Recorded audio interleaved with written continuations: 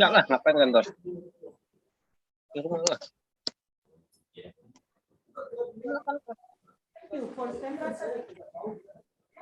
Is one of our students. Sorry.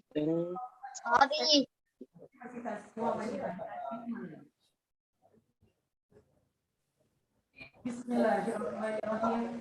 Assalamualaikum warahmatullahi wabarakatuh. Good morning, ladies and gentlemen. The merciful, the beneficent. Shalom and salam to Muhammad sallallahu alaihi wasallam. Nah, itu channelnya nak. To the fourth international conference on computer Enggaknya digaruk Nyamuk kan itu. tapi bukan garuk lalu lempar sang. Universitas Muhammadiyah Gorontalo, Universitas Matlaul Anwar Banten, Muhammadiyah Akademi Kebidanan Prima Husada Bogor, dan Sekolah Tinggi Teknologi Mutu Tangerang. This conference provides a great opportunity for the scientists, researchers, and technologists scientific growth to share and to discuss fields of science, engineering, and technology.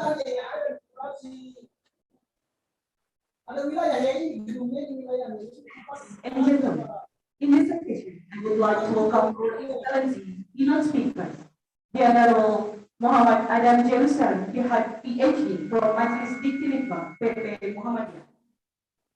The Honorable Turnad Lenggo Ginta, PhD, Executive Director Orca Institute for Sustainable Development. The Honorable Professor Insinyur Sarjito MT, PhD, IPM from Universitas Muhammadiyah Surakarta. The Honorable Assistant Professor Dr. Sakar Putikamin from Konke University, Thailand. The Honorable Professor Dr. Sundara Pandian Hoidianatan from Caltech University, India. The Honorable Associate Professor Dr. Shardi bin Abdullah from University Malaysia, Kelantan. The Honorable Rector of Universitas Muhammadiyah Tasikmalaya, Rector of Universitas Muhammadiyah Gorontalo, Rector of Universitas Matlaul Anwar Banten, Rector of Universitas Muhammadiyah Makassar, Director of Akademi Kebidanan Prima Husada Bogor, Director of Sekolah Tinggi Teknologi Mutu Tangerang, the Honorable Conference Chairman Dr. Mujiarto STMT, all distinguished guests, delegates, and participants of the 4th International Conference on Computer Science, Engineering, and Technology 2021. Ladies and gentlemen, without further ado, I would like to invite you all to sing the Indonesian National Anthem and Sang Surya. All audiences, please to stand up.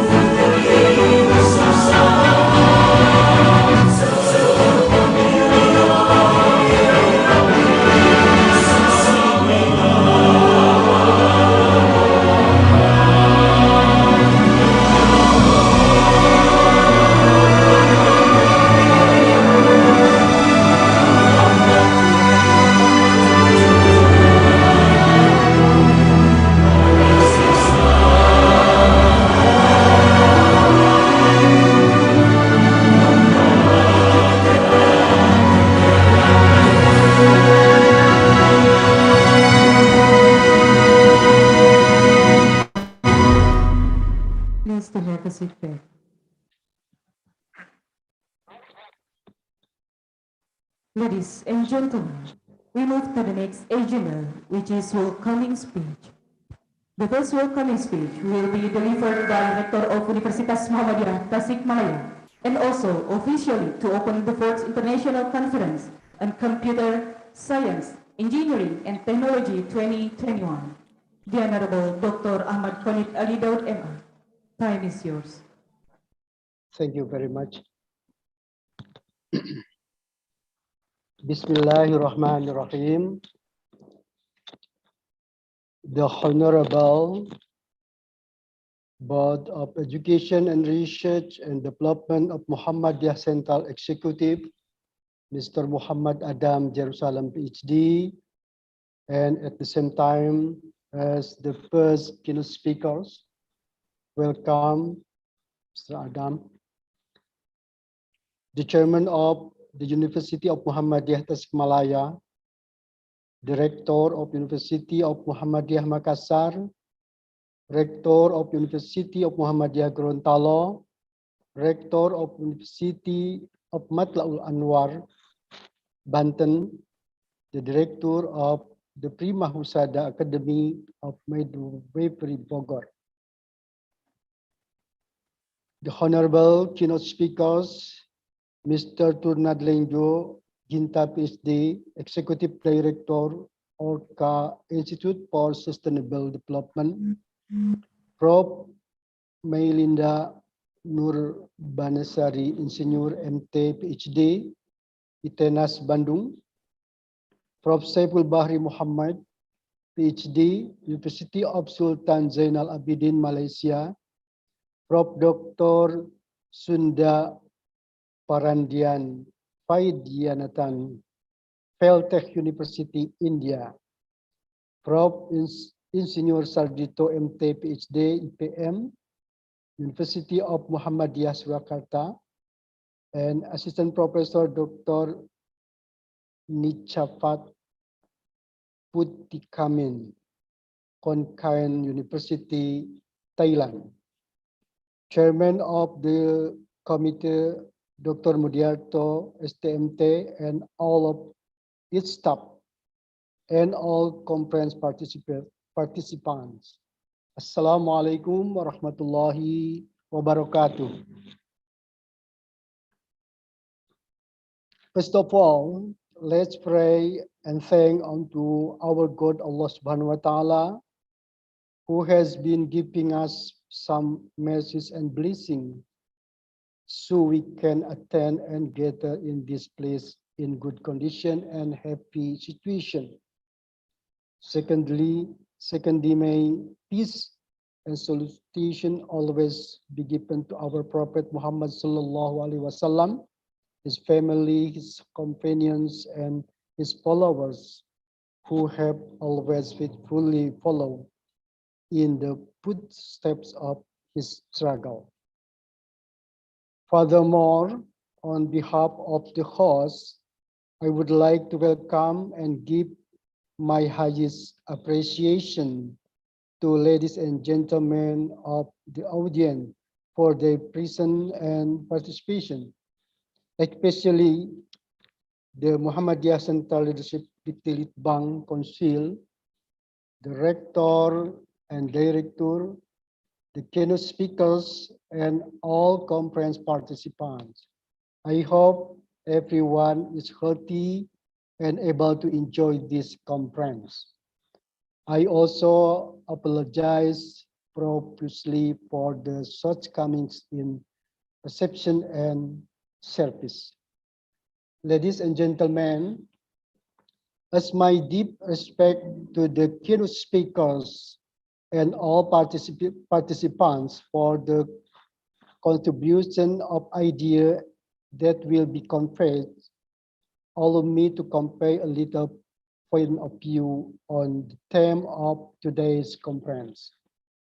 Ladies and gentlemen, green technology that is environmentally friendly is an important factor in the implementation of sustainability and a green economy in Indonesia and the world today. The discourse related to sustainability and a green economy began with concern over the consequences of an increasingly destructive economic system on the environment. According to the United Nations Environment Program, UNEP, a green economy is defined as an economy that is low carbon, resources efficient, and socially inclusive.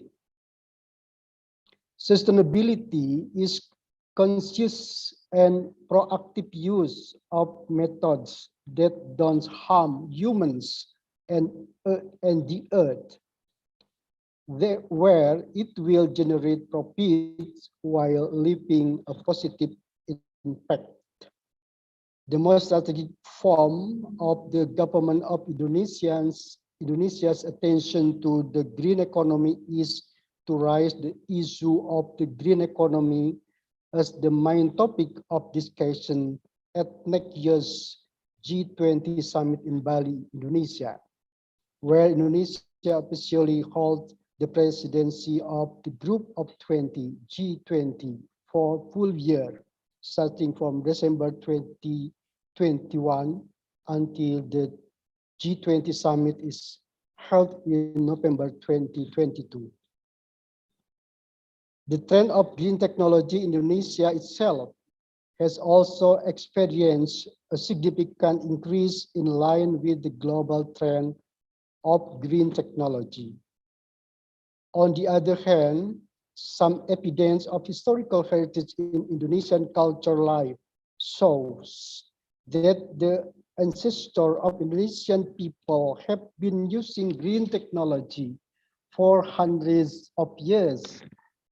An example is how the people in Naga village, Garut Regency, West Java, have maintained their way of life by paying attention to several categories of green technology, such as the category of energy efficiency and saving, the category of water conservation, and the category of material sources and cycle. Thus, it would be ironic if green technology that is environmentally friendly in Indonesia is a trend and even follows global trend that occur abroad.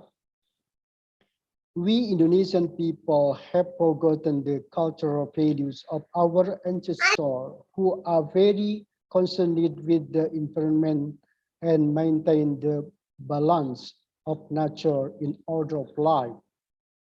The nature of human error toward the environment has made a lot of damage of this earth. And in according with the verse of Allah Subhanahu wa Ta'ala in Surah Rum,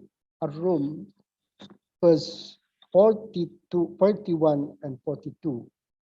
Corruption has appeared on land and sea due to human action, so that Allah may feel for them some of the result of their action, so that they return to the path that is right through. Say, make a journey on earth and saw how the end of those who were before. Most of them are people who associate Allah. So what should be done now? Advances in technology that are increasingly sophisticated also color the progress of green technology in today's world. Application of environmentally friendly technologies have developed today are generally divided into three main groups. First, the field of energy and industry. Application include biogas, biofuel, solar cell, hydroelectric power generation. Second, the environmental sector. Application include bioforest, remediation, composting toilet, and water purification technology. such the transportation sector. Applications include hydrogen vehicles, solar power vehicle, and electric vehicles. And of course, there are many other green technology besides those mentioned above, and all of them are related to water, wind, and sun, which are the main power of the technology itself. What we can do now is to increase environmental awareness in all aspects of life.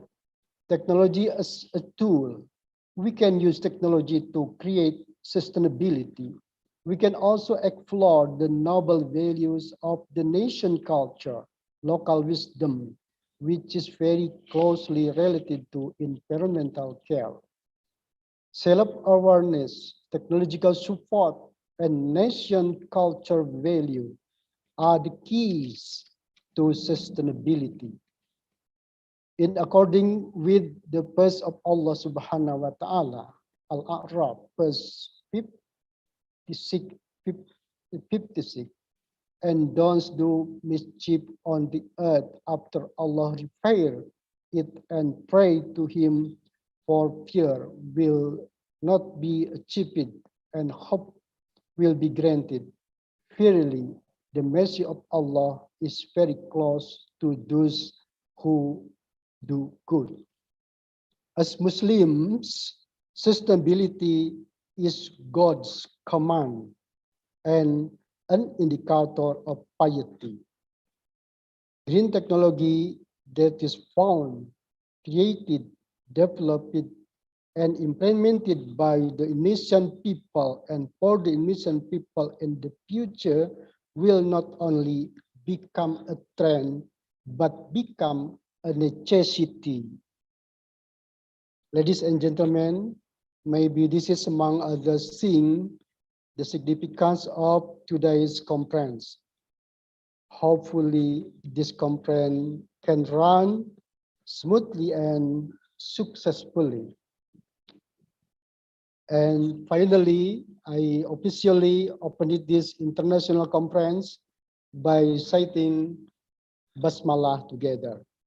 Bismillahirrahmanirrahim. Thank you very much. Billahi taufiq wal hidayah. Wassalamualaikum warahmatullahi wabarakatuh.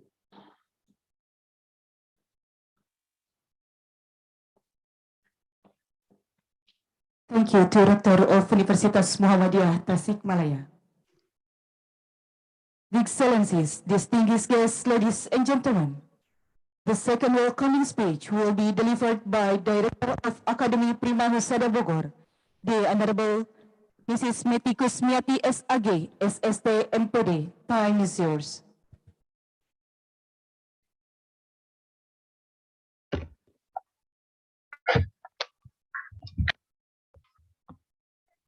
Assalamualaikum warahmatullahi wabarakatuh. Waalaikumsalam warahmatullahi wabarakatuh. Salawat dan salam kita panjatkan kehadirat Allah Subhanahu wa taala kepada Muhammad SAW. Alhamdulillah pada hari ini kita bisa berkumpul di acara International Conference of Computer Science, Engineering and Technology dan Teknologi. Yang terhormat kepada Bapak Dr. Ahmad Ponit, ADMA, selaku Rektor Universitas Muhammadiyah Tasikmalaya. Yang terhormat Bapak Profesor Dr. Abdul Qadir Masaung, Rektor Muhammadiyah Gorontalo. Dan juga kepada para audiens yang tidak saya sebutkan satu persatu.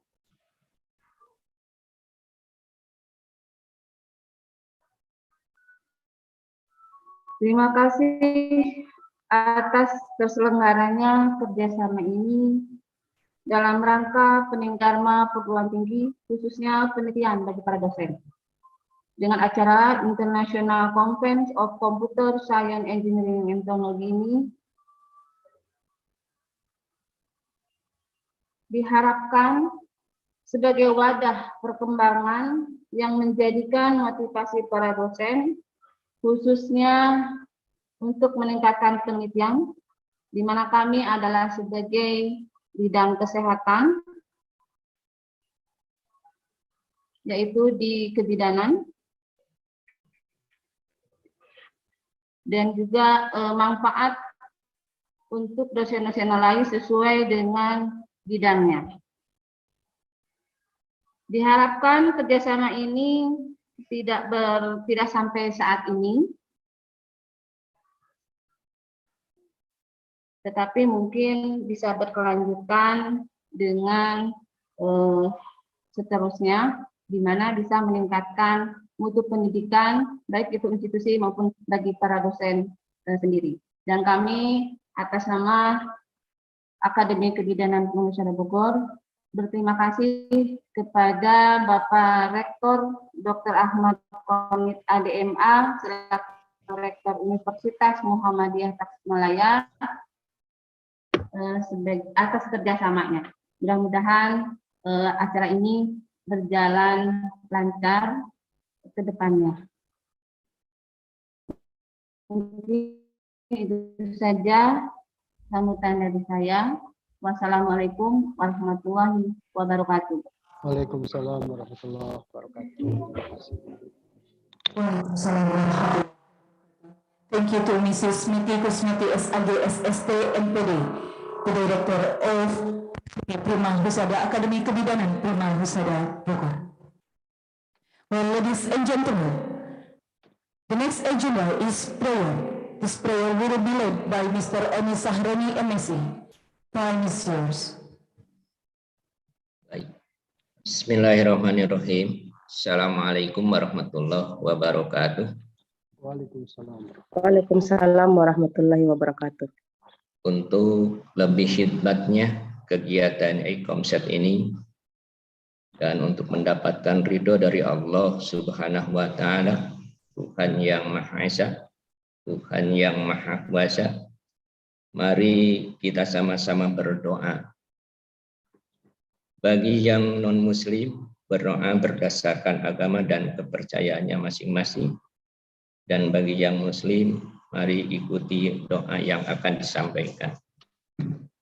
Bismillahirrahmanirrahim. Alhamdulillahi rabbil alamin. Hamdan syakirin, hamdan naimin, hamdan yuafi ni'mahu wa yukafi majidah. Ya Rabbana lakal hamdu kama yang bagi jalali wajhikal adimi sultani. Allahumma sholli ala Muhammad wa ala ali Muhammad.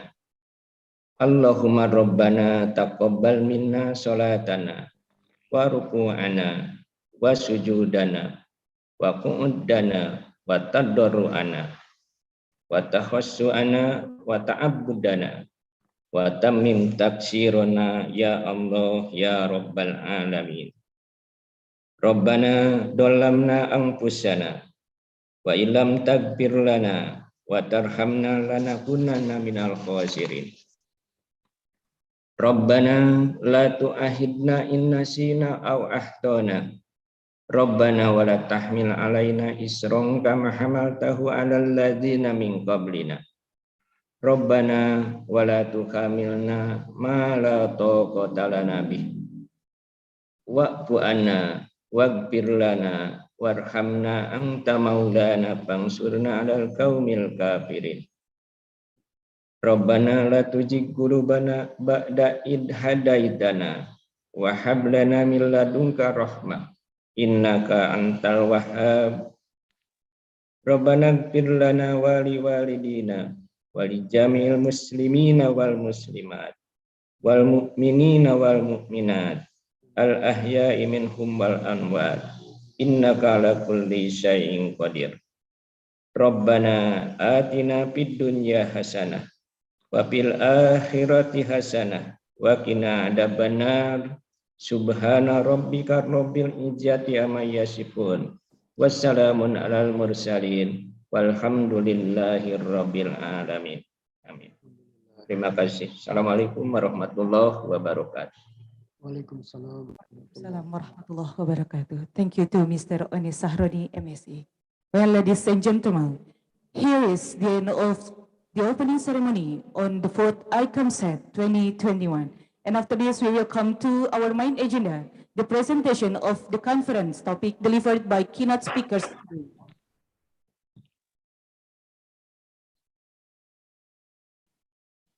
And every keynote speakers will deliver the presentation for 25 minutes. Once again, every keynote speakers will deliver the presentation for 25 minutes. And without any further ado, we would like to invite our keynote speakers for today. And for the first keynote speaker will be delivered by Mr. Muhammad Adam Jerusalem, PhD from Majelis Dikti Litbang PP Muhammadiyah. Time is yours. Assalamualaikum warahmatullahi wabarakatuh. Alhamdulillah. We begin in the ICComSET 2024. This is the good, good international conference, I think, from UMTAS that regularly or annually held by UMTAS. The Honorable Rector of Universitas Muhammadiyah Tasikmalaya, Dr. Ahmad Konit, the Honorable Rektor Matlaul Anwar, Direktur Akademi Kebidanan Prima, Rektor UM Gorontalo, Universitas Muhammadiyah Gorontalo, the Honorable Rektor of UM Makassar, also all of the co-hosts, the Honorable all keynote speakers, Dr. Turnat Linggo Kinta, my colleague, Professor Dr. Sarjito from UM Surakarta, Professor Nicapat Putikamin, Professor Sundara Pandian, Professor Saldi bin Abdullah, and also Professor Saiful Bahri Muhammad. The Honorable, the Committee of ICComSET 2024, Dr. Mujiarto, and of course with our team and distinguished guests, ladies and gentlemen, in this international conference, I will share my research about the fast consumption behavior model or fast consumption behavior of when you're a student. I want to know about this, about the behavior. Yeah. Okay. This research is motivated by the development of the fashion industry in Indonesia. The fast fashion trend has become a promising market share. The purchase of fashion products at affordable prices is common among modern society, one of which is a student as part self-existential efforts, thus making them behave consumptively. Fashion is now an inseparable part of daily appearance and style in the global era of technology. This fashion industry then reflects the increasing trend of student and consumption pattern, because indirectly the role of the student is very influentially and the global fashion industry as a resource asset, the hope of the nation. Therefore, students must have a basic preference in behaving in terms of dress, attitude, behavior, and kind of words. Yeah, according to Hendari Ningrum 2018, which is ultimately shape consumer behavior toward a fashion product. Consumer behavior is defined as a individual activities that are directly involved in obtaining and using goods and services, including the decision-making process on the preparation and determination of the certain activities. Yeah, Kotler and Lin, 2008. Many trend factors can influence consumer behavior. This trend has finally become a great opportunity for fashion business people, because fashion products are not just body covering, but have become a beauty enhancer and also able to cover the wearing shortcomings. Besides, the fashion is also a communication tool to convey for personal identity, to support one's appearance in the latest fashion trends. Choi and Cho 2000 and 2017. The development in the increasingly sophisticated technology through the internet, social media, accelerates the process of developing fast fashion product among student youth, where the market of fashion product can penetrate every part of the world in a relatively short time to fulfill the consumption desires of modern society, especially among students. Consumers in the masses are not becoming more fashion conscious and adapting to the latest fashion trend. Students, in this case, are competing in the following trends by looking for the latest fashion model to the various social media technologies, from television, radio, Instagram, Facebook, Twitter, and so on. And that what makes the concept of fast fashion is currently growing rapidly.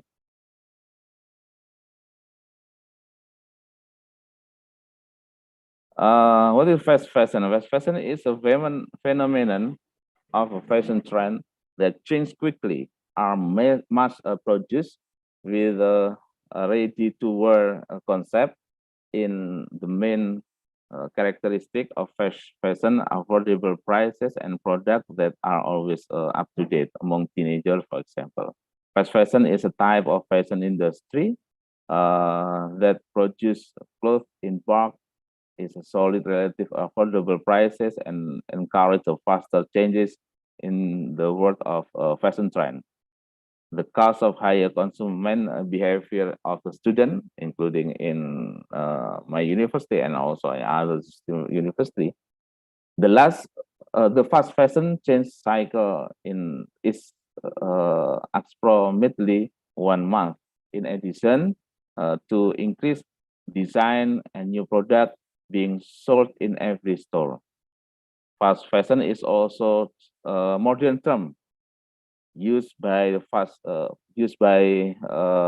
fashion industry in referring to design that move from fashion shows to store with a short period of time to capture the latest trend in the market. In addition, fast fashion, which always produce product with the latest trend, create a consumptive attitude from a consumer who continue the follow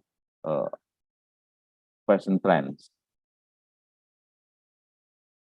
Okay, in this research, I use a model from Hudson named Theory Plan Behavior, or TPB.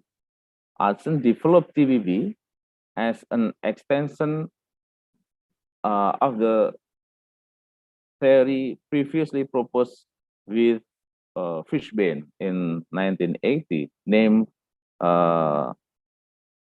theory of recent action, because the perceived inability of the GRA, theory recent action model, is an analyzing behavior where individuals were in complete violational control. According to the TBB, theory planned behavior concept, attitudes toward the target behavior and subjective norm about engaging in behavior are through the influence intention, and the TBB includes perceived behavior control over engaging in behavior and as factor influencing intention. Here's the model of the theory plan behavior. So according to the TBB, a person's performance of a behavior is determined by his intention to perform the behavior. Intention itself is informed by attitude towards the behavior, subjective norm about engaging in the behavior, and the perception about whether a person will successfully engage in target behavior. According to Adson, who produced this concept, attitude toward behavior is a positive or negative evaluation of the implementation of the behavior. Attitude are informed by beliefs, norm are informed by normative belief and motivation to comply, and perceived behavior control is informed by belief about the individual's ownerships of the opportunities and resources needed to engage in behavior. So with the development of the fast fashion industry internationally, also in Indonesia, in fact, fast fashion has an impact on survival, one of which is significant environmental damage, like Pak Rektor Umtaz said before. Indonesia is one of the countries facing various problems of ecological damages to microsystems and water sources.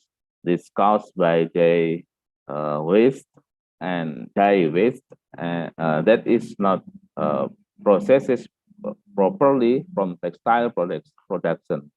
It is interestingly to study whether the environmental issue is a factor of in this consumption of fast fashion for teenagers, for young, especially for students in the university. Therefore, this study will examine the fast fashion consumption behavior model in the student. So this is the aim, so to find out the fast fashion consumption behavior, to find the factors influence fast fashion consumer behavior in the university student in my university. Research method based on the level explanation. This research is included descriptive research, which is intended to find the fact with the right interpretation and time to describe symptoms and event that occurs, in this case, the consumption behavior as the fashion generation.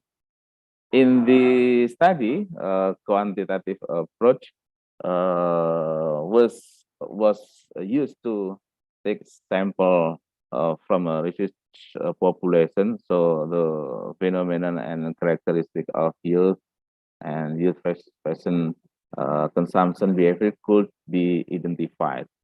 The population is in this research all university students in my university, which are about 30,000 students according to PDDT, PD, based on the table that developed by P.G. Morgan with 75% confidence level and 5% margin error. We then have a sample size about 382.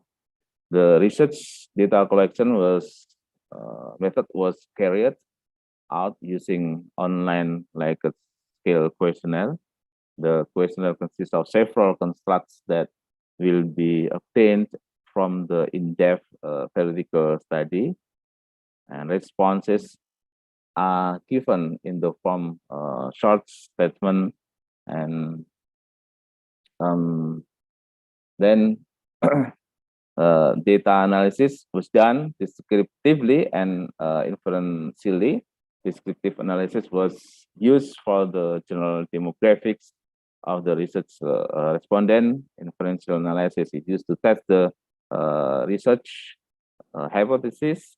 The inferential analysis technique used in this study is SAM, structural equation modeling. So in this case, SAM analysis is carried out through the two models, namely the measurement model and structural model, as we already known about it. The measurement model in the SAM uses confirmatory factor analysis as a mean of analysis. CFA is used to test the validity of item in the measure model. Okay, this is about the data, the level of student. We taken the data from spectral students,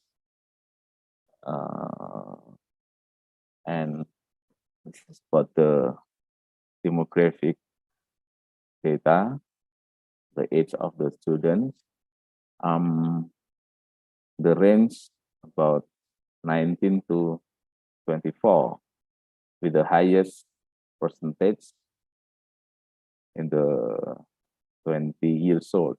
Yeah. This is the result. Yeah,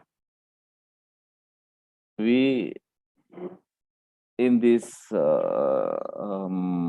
study, we want to know which factors that influence in a fast fashion consumer for the students.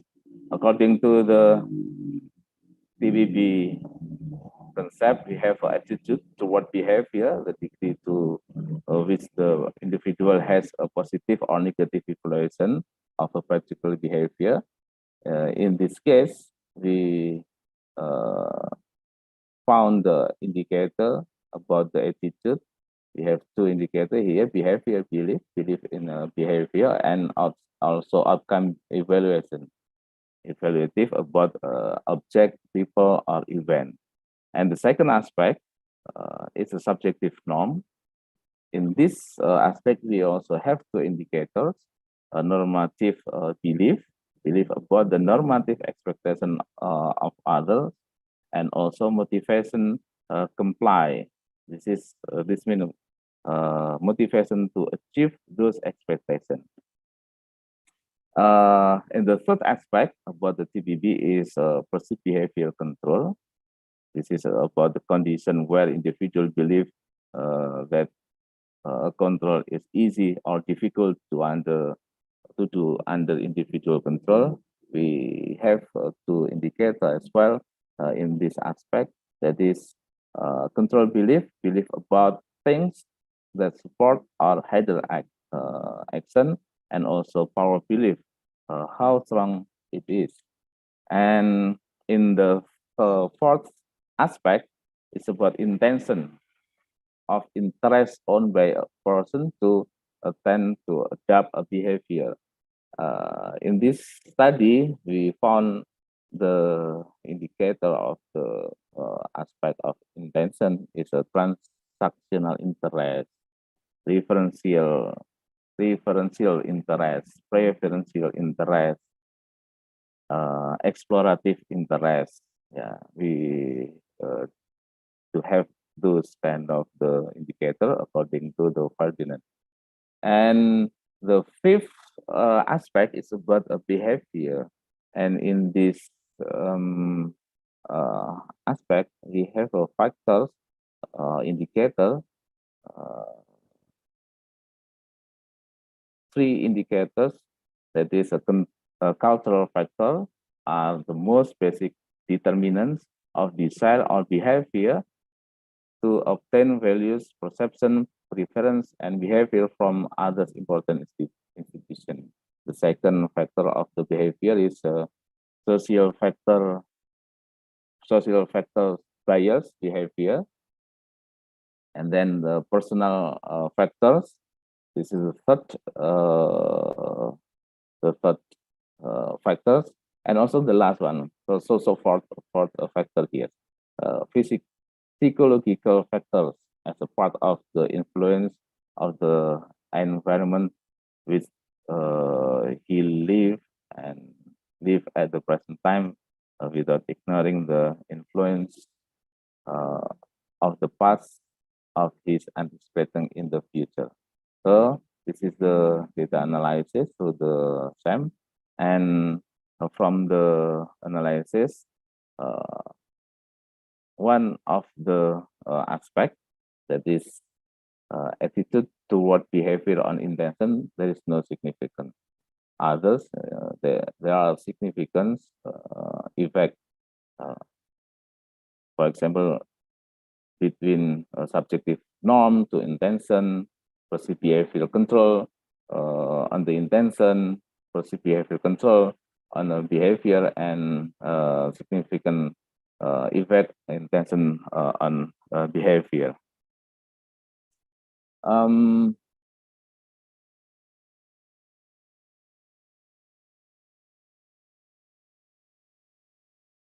The other result is the size of variance of the construct that can be explained by other construct is expressed by the value of square multiple correlation. The SMC value of intention construct is 83.6%. This means that 83.6% of the variance of intention construct can be explained by construct that that influence it, namely attitude toward behavior, subjective norm, and perceived behavioral control. Well, the rest of the variance of intention is measurement error. The other results our finding is SMC values of the behavioral construct is 86.6%. This means that 86.6% of the behavioral construct variance can be explained by construct of effect it directly, that is intention, and also perceived behavior control, and the constructs of the influence it indirectly, attitude toward behavior and also subjective norm. Yeah, while the rest, about 13.4% of the behavioral variance is measurement error. So that is the result of the study about the factors, what kind of the factors that influence students to consume fast fashion. Yes, we have, and we know the pattern or the behavior, which aspect that affect significantly, and which aspect that not insignificantly affect to other aspects. So that's all from the presentation in this occasion, in the, I don't know, third or fourth ICComSET 2021. Yeah. If there is any question, and I will be very happy to answer if I can. Yeah, I will answer it. However, to the committee and also our participants, perhaps I cannot attend until the end of the session, the end of a whole day, this international conference. So before I leave, maybe if there is some questions, I will be very happy to answer it. Thank you very much. Assalamualaikum warahmatullahi wabarakatuh.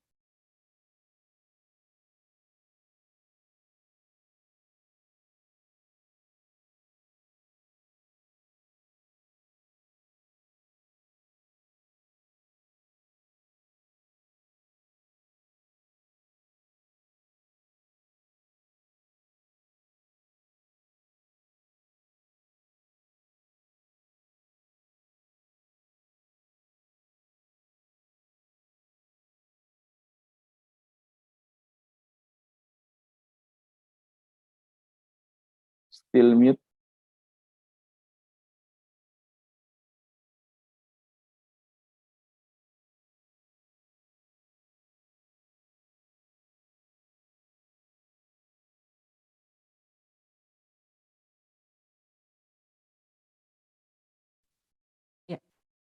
Okay, thank you, Mr. Muhammad Adam Jerusalem, PhD from Majelis Dikti Litbang PP Muhammadiyah.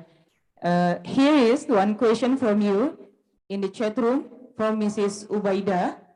The question is, on the research design, there is no connecting line from attitude to behavior. What happened? Does it mean no correlation between attitude and behavior? Maybe you can answer the first question. Okay, thank you very much for Ibu Ubaida. Perhaps right there is no correlation. If I search the from the item of the questionnaire, in that questionnaire, in this aspect, mentioned about the environmental factor, environmental items, and surprisingly or sadly, most of them just take the consideration when buy the fast fashion according to the trend. Yeah, not consider about the environmental aspect. Yeah, so there is trend in the fashion, and this new fashion in new item, new line, new clothes, new pants, and then just buy it. In my question, there's some or bunch of the item about the environmental aspect in this factor about the attitude. Yeah, but they do not taking the consider about it. Yeah, in the other aspect, I found that the student, the teenager, only take the consideration when he, she buy the fashion only on the trend. This is a new style, new mood, new trend, and then buy it. So maybe that's why in this research found that attitude to behavior, there's no significant effect. I think that's my answer.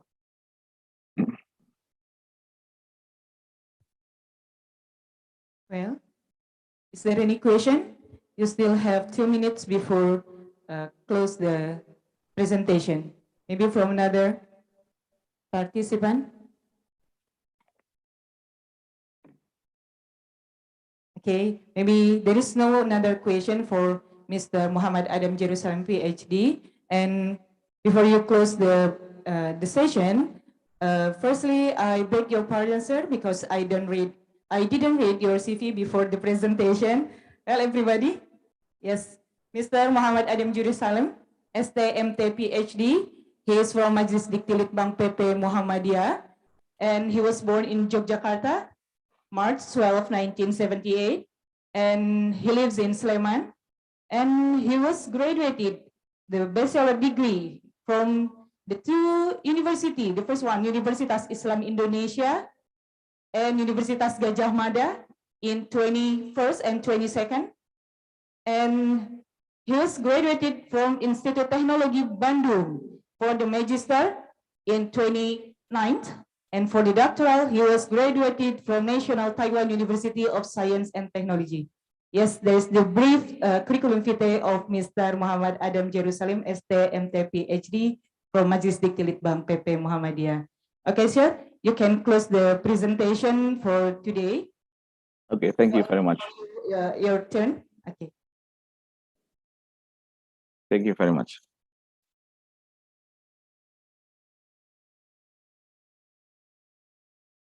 Okay, I think that's all of my presentation, and I very happy to join this international conference again, and I just do hope that this annual international conference can be continued in the future.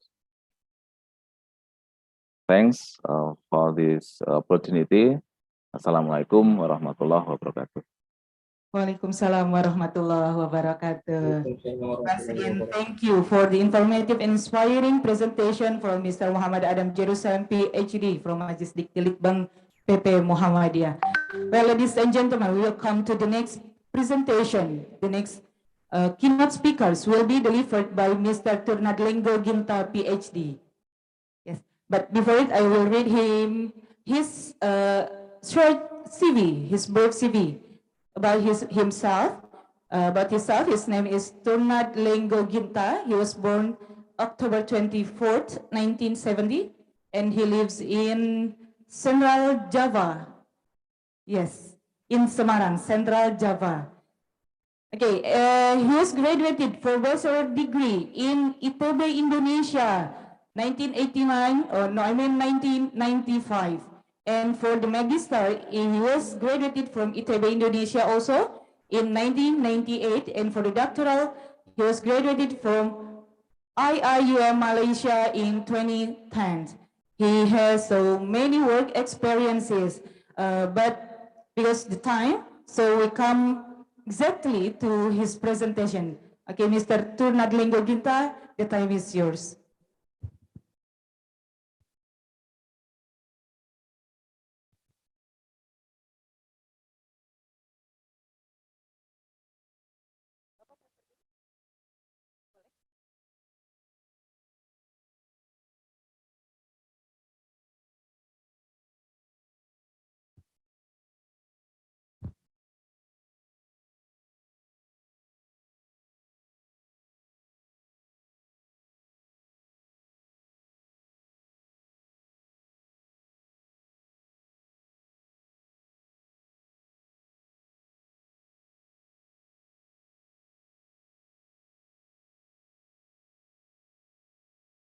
Oke, Bismillahirrahmanirrahim. Assalamualaikum warahmatullahi wabarakatuh. Very good morning. Thank you for inviting me to this conference. I hope my presentation will be heard clearly in the online. Okay, today I would like to deliver the speech in the title of Sustainable Manufacturing for Energy and Environment Protection. Okay, next. Okay, this is my details already read by the chair. And then, okay, the background of my presentation is because of the currently manufacturing system create material wealth, but at the same time consume a lot of waste. Yeah, a lot of waste. And that waste is responsible for the degradation of the environment. So minimizing the resources consumption and reducing the environmental impact of manufacturing will be more important. Okay, next. Okay, this is the flow of manufacturing process from the beginning, we can have the raw material acquisition. At that point, we need energy. Yeah? And then this is the example. This is for example, when we mining the or iron ore, we need energy to make the raw material, and then at the same time, of course, we produce waste and emission. Yeah, emission. After that, we go to the next step is material production. For example, we are making plate. Again, we need energy, and then produce waste emission. The next step, we need when we do the product manufacturing, we need energy. Again, we produce waste emission, and then again, pointer.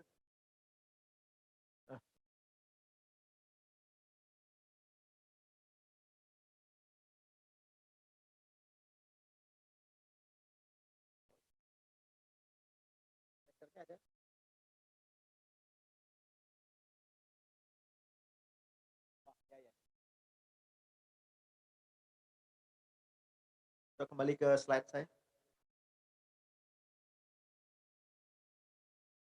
Ya, kelihatannya ada connection.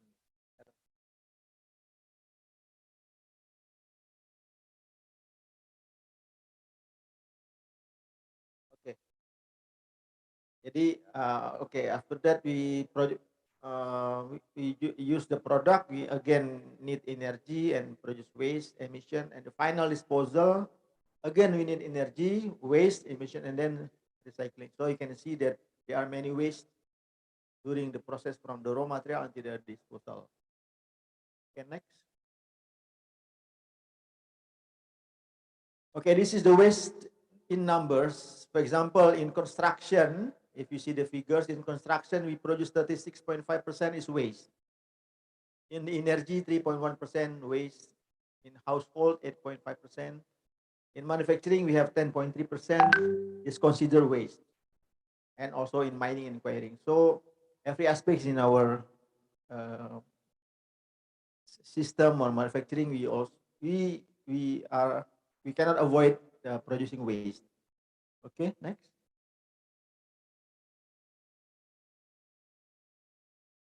This is the waste in manufacturing.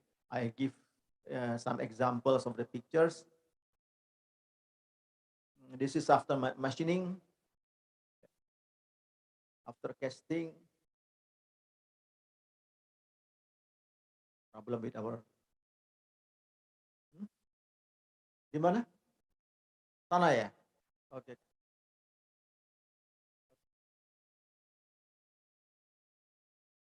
Ya, itu lebih. Kan kamera go.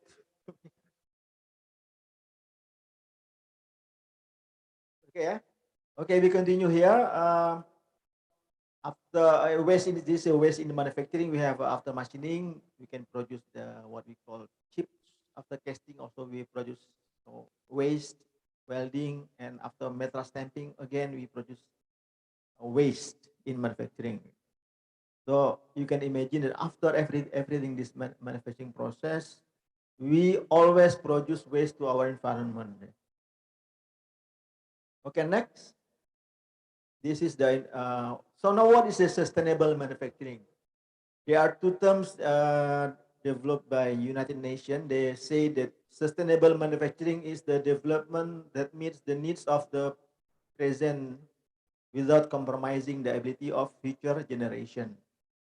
And by the US Department of Commerce, they say sustainable manufacturing is the creation of manufactured products that use processes that minimize negative environmental impact. So, as the manufacturing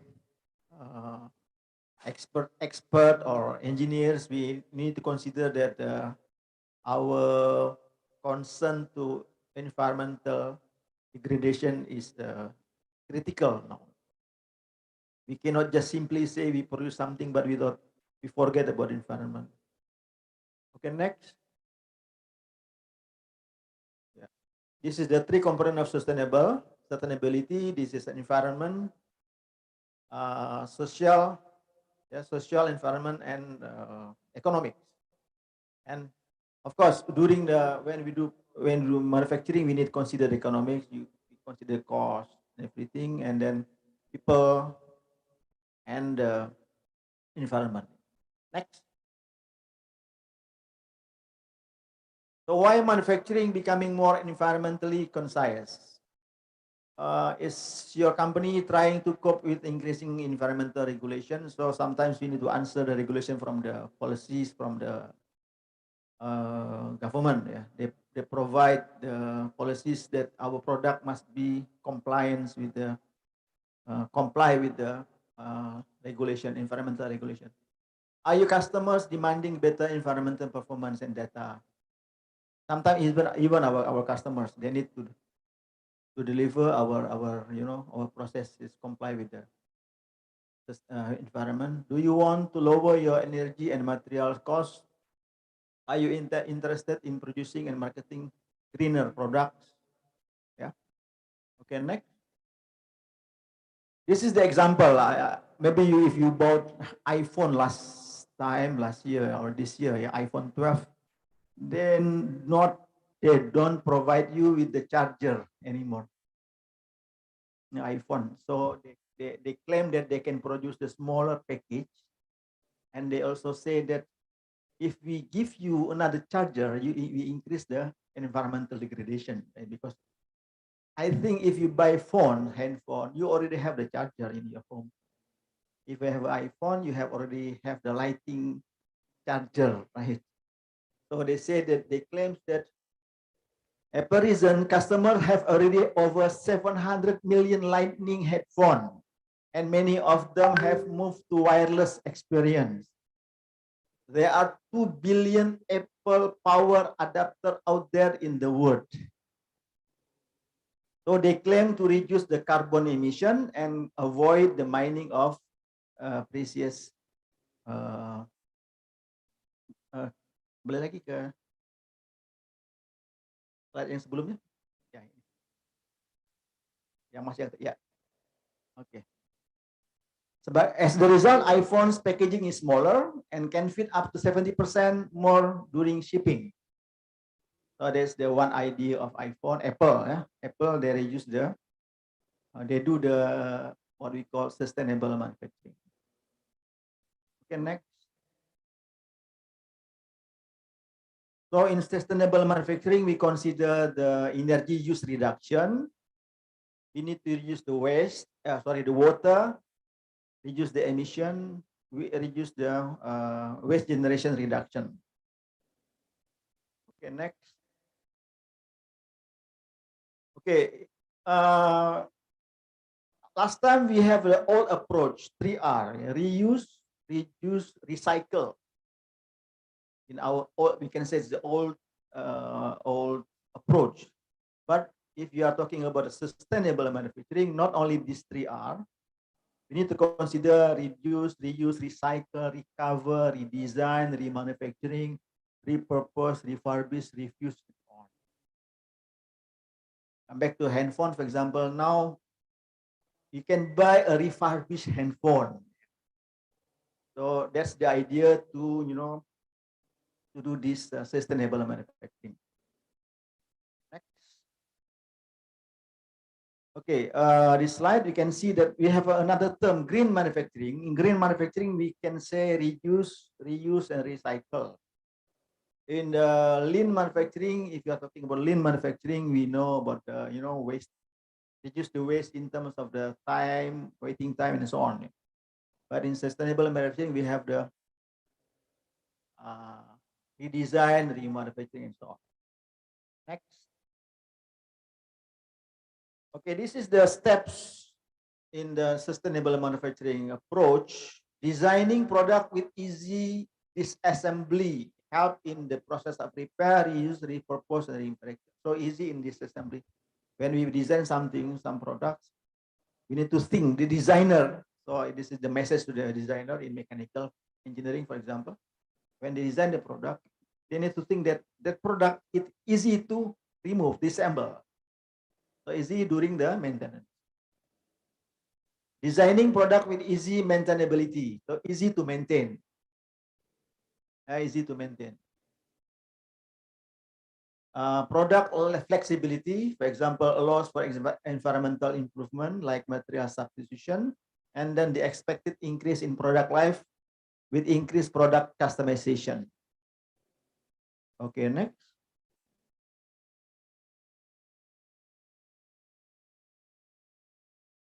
Okay, what does sustainable manufacturing mean in practice? Normally we can use a renewable material. Very clear. Reuse the renewable material, and then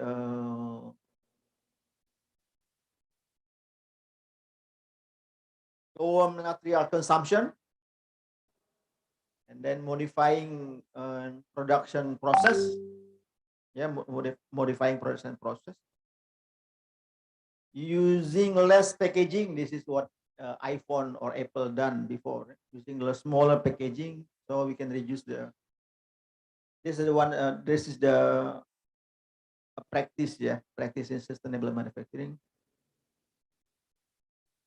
And then working with the stakeholders, and then expanding. I cannot read this one there. Okay, this is the next slide. Okay, this is the environment and manufacturing important concepts. Sustainable manufacturing, the creation of manufactured products through economically sound process, minimize negative environmental impact. And then we also use the terms of clean technologies, a set of technologies that either reduce or optimize the use of material resources. And then green product, a sustainable product designed to minimize its environmental impact during its whole life cycle and even after it's of no use. Okay, next. Okay, this is the evolution of sustainable manufacturing. Last time when we want to build a factory, for example, we consider the pollution during the operation. Last time we control the pollution and treatment. Yeah, once after the waste coming from the factory, we control the pollution and treatment. But now, in this cleaner production, even before that one, we need to control. Before the the pollution coming out from the factory, we need to control everything. So pollution prevention at the sources. Yeah, at the sources. Okay, next. Okay, this is the circular economy for sustainable manufacturing. So from raw material, from natural resource extraction, we do the process, right? We make a pre-processed material, and we produce the product. We use the product. After the product uses, it become the used product, waste. And then you can do the recondition, yeah, or repair. Or we can do recycle, or remanufacture, yeah, remanufacture, or we can do the recycle. So this idea is benefit when we want to design one product. Yeah, so we need to deliver the message to our students that when we want to design a product, we need to think that whether it can be remanufactured, it can be recycled, reused, so we can reduce the impact to the environment.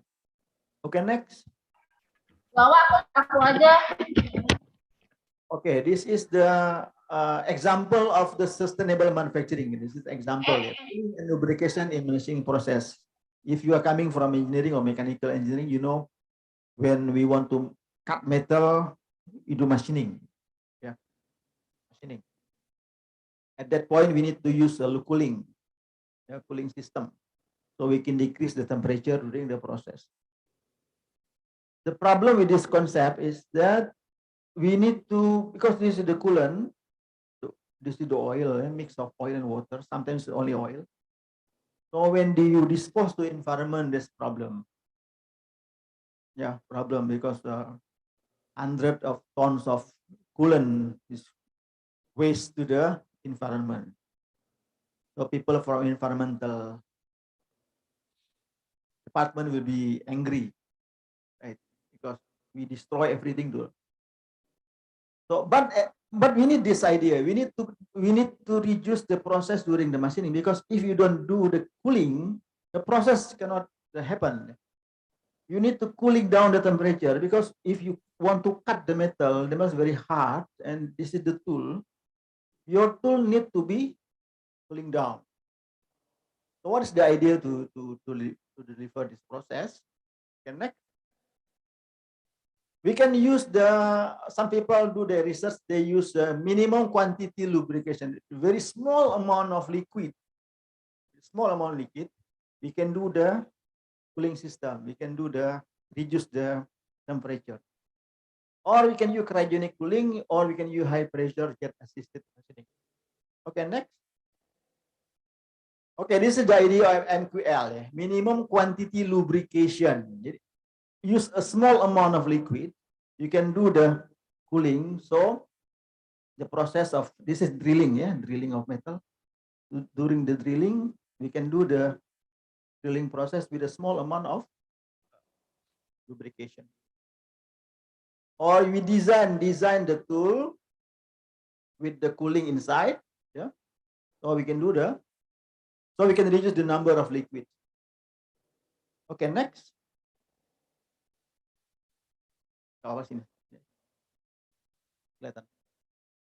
Next. Okay, this is another technique with the cryogenic cooling. Cryogenic cooling using what we call nitrogen, liquid nitrogen. It's very cold, minus 150 degrees centigrade. It's so very cold. So during the process, we need to install liquid cryogenic cooling, nitrogen, close to the cutting zone, to reduce the temperature during the machining. Next. Or we can install they call high pressure jet assisted machining.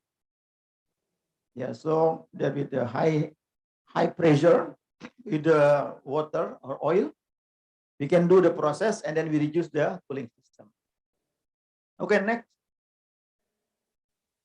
Another example for sustainable manufacturing, if you see this picture, in conventional machining process, this is the example. If you want to produce this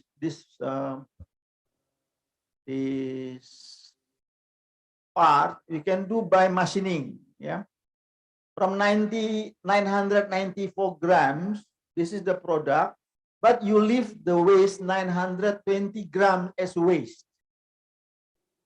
Waste. But if I change the method, this is the machining process. I change to the cold machine method, starting from 260 something gram, do process, I produce the same product, but I only left 180 grams waste. So the idea is in the manufacturing process, they change the product, the method, to produce the same product, but we can reduce the number of the waste. That's the idea of sustainable manufacturing. Next. This is another example. Subtractive manufacturing, like machining, we produce waste, and now if maybe one papers or maybe there is papers in additive manufacturing. Additive manufacturing is what we call 3D printing. 3D printing. Maybe some papers are published in this conference. 3D printing, we print in 3D, in 3 dimensions. So in the future, people will produce product by printing the product with the 3D printer. 3D printer. Like that. And then you produce. For example, if I want to produce the glass or pen like this, I just print. By print. So with that process, we can reduce the waste. We can reduce the waste. Next. So this is the conclusion. Sustainable manufacturing is the most important aspect to be considered by all production engineers, as it is a necessity as an obligation to the world we live in. All researchers or academicians should consider sustainability for every aspect of their research activities. So there's my presentation. Thank you. I can read one question from the chat, maybe.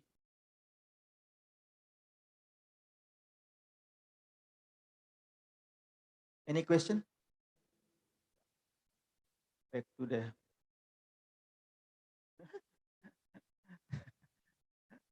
yeah. This is the hybrid conference. Ada di chat, coba chatnya diklik. Ada pertanyaan? Okay. Can I see it? I'm Anna. Allow me to ask. I assume the reuse in all approach use that is no different with refurbished. Yeah. Would you mind giving me an understanding about those kind of approach related to your manufacturing research here? Apa pertanyaannya nih? Assume that would you mind giving me understanding about those kind of approach related to your manufacturing research?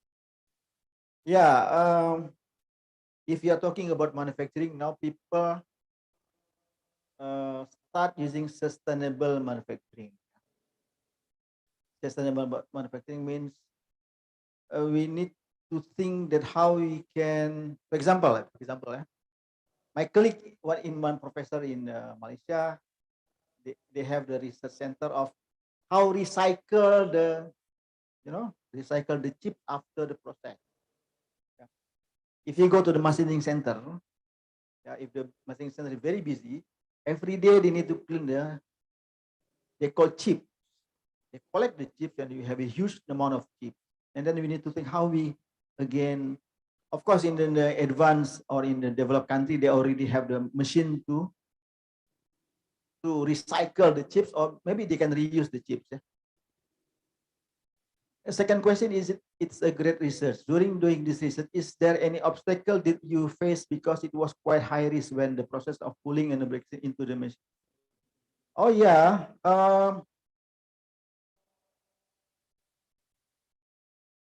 In machining, for example, in liquid nitrogen,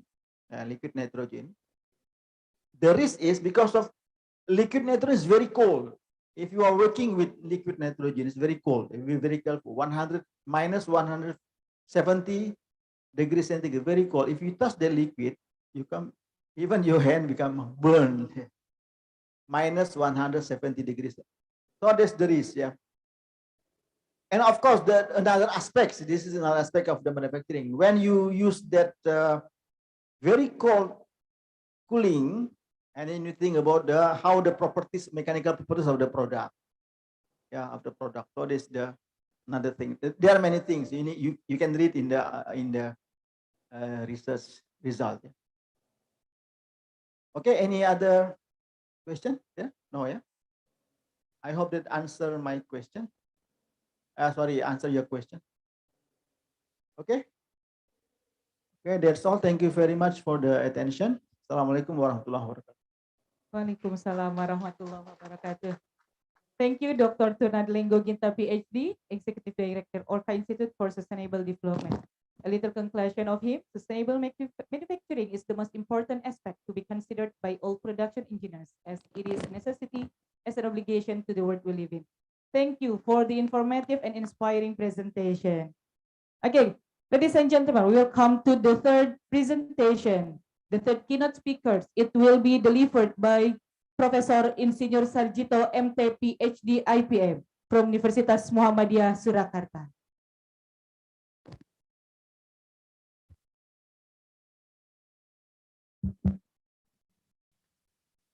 Bismillahirrahmanirrahim. Assalamualaikum warahmatullahi wabarakatuh. Ladies and gentlemen, good morning, especially from the committee of the International Conference on Computing, Science, Engineering, and Technology. hosted by the Universitas Muhammadiyah Tasikmalaya. Thank you, Pak Rektor, and all staff members that give me opportunity for having presentation in this prestigious occasion. I'd like to start my presentation and to apologize that my presentation probably in the context of the eco-friendly technology for the better world, yeah, for the better world, and my presentation having the title of Save of Our Earth for Better Life, slightly different.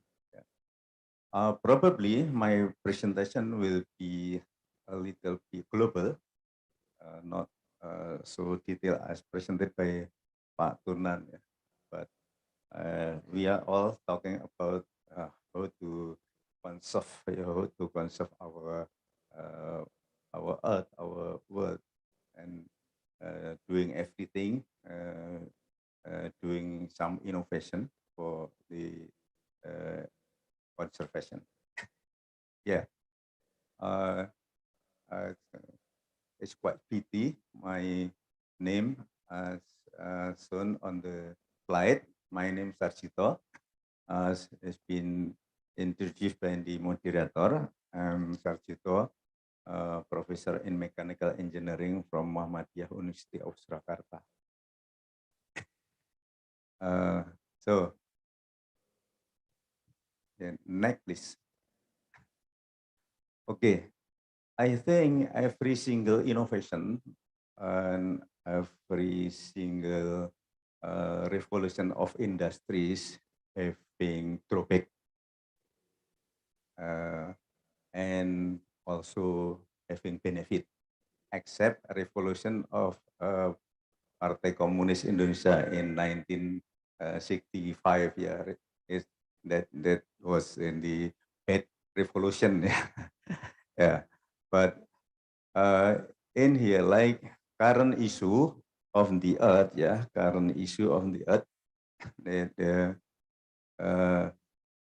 yeah, quite often to hear for us the now on global warming is the very big issues need to be overcome.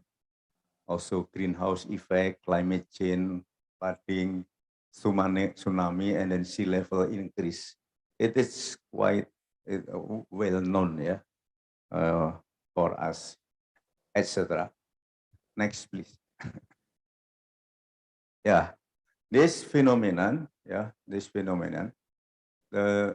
eco-friendly technology is compulsory for us. And we need to make a regulation. Yeah, we need to make a regulation. If everything is just release free, so it will be dangerous for our life now on for and then for the future in the future. Like seeing on the slides the effect of the industrial revolution start from I think about 17 something to 18 something that first the industrial revolution was when James Watt found the steam power plant, steam engine, steam engine. By funding the steam engine, we can have some benefit. Even the GDP of people in the world increase not less than 10 times.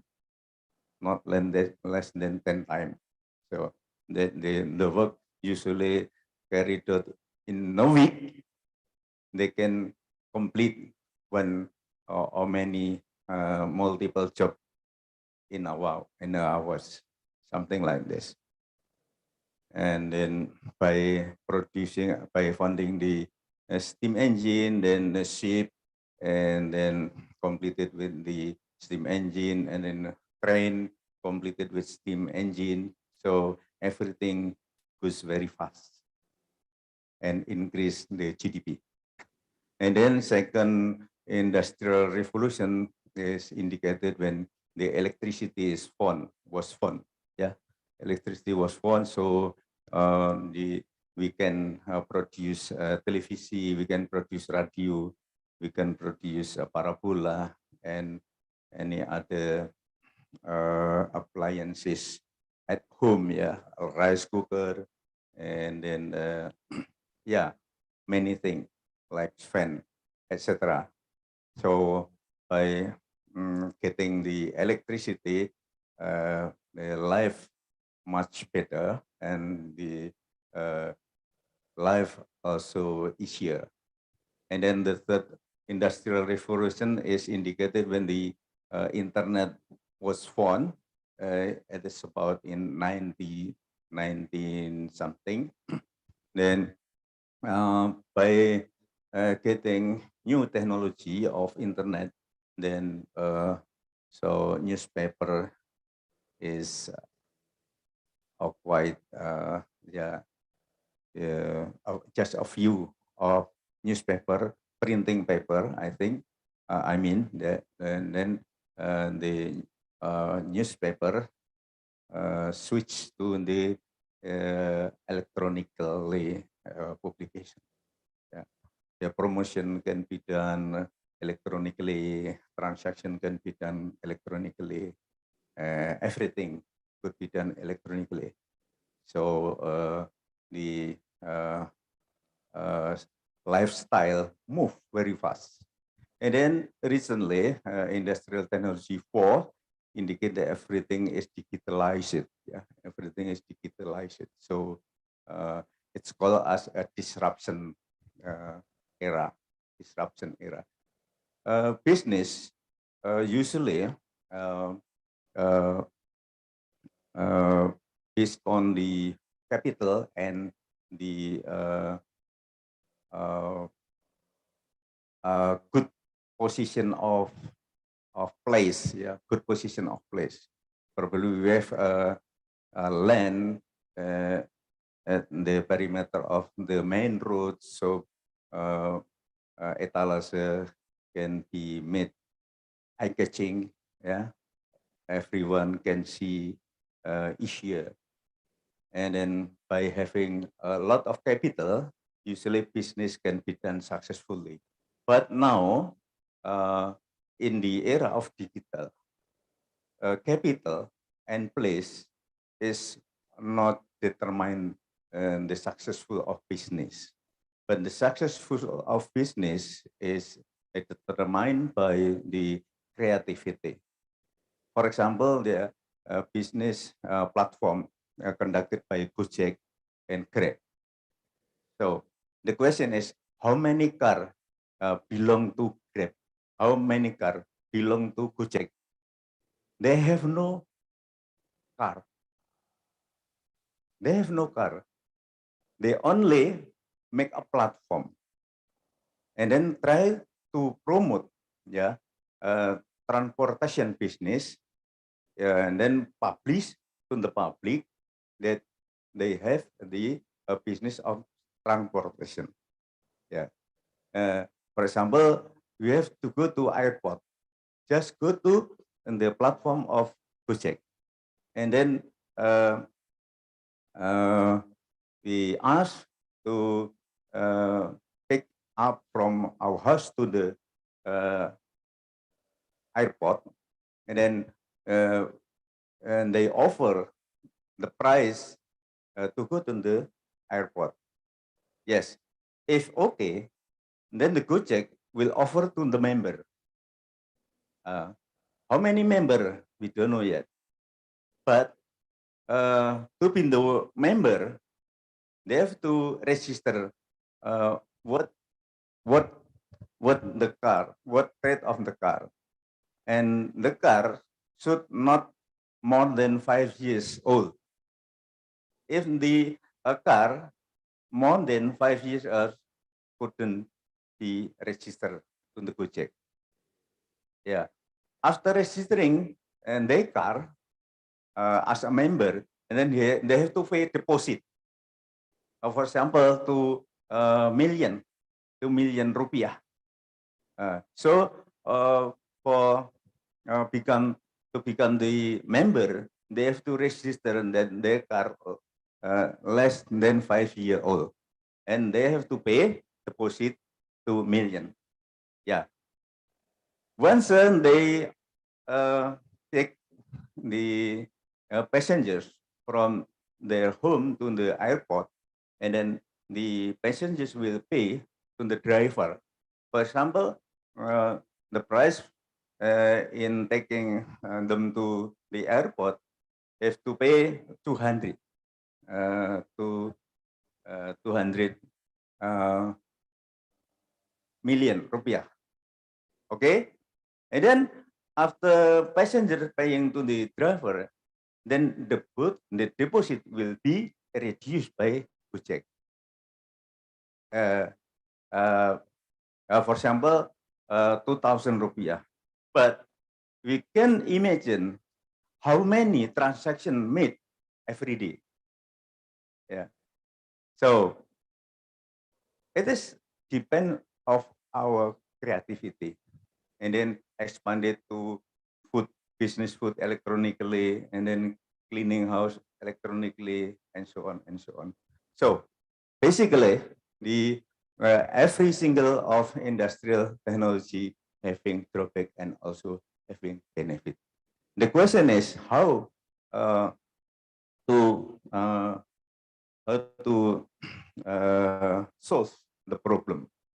Yes, we are understanding that every single business having drawback, but as engineer, we have to create a new method to solve the problem. Yeah, like showing on the slide, when we have a fabrics like that, pollution will be one of the impact of our business. Like presented by Pak Tunan, manufacturing have also produced some waste. It also drawback. And then globally, we can see that the global warming, especially, global warming, especially in the past, our Earth still remain, as sphere, completely sphere. And by global warming, it will be melted, gradually. And then it's not impossible, it's not impossible if we don't make the anticipation, then what will be happening? We don't know yet. Allah Subhanahu wa Ta'ala know everything. Okay. Next, please. We need regulation. Next, please.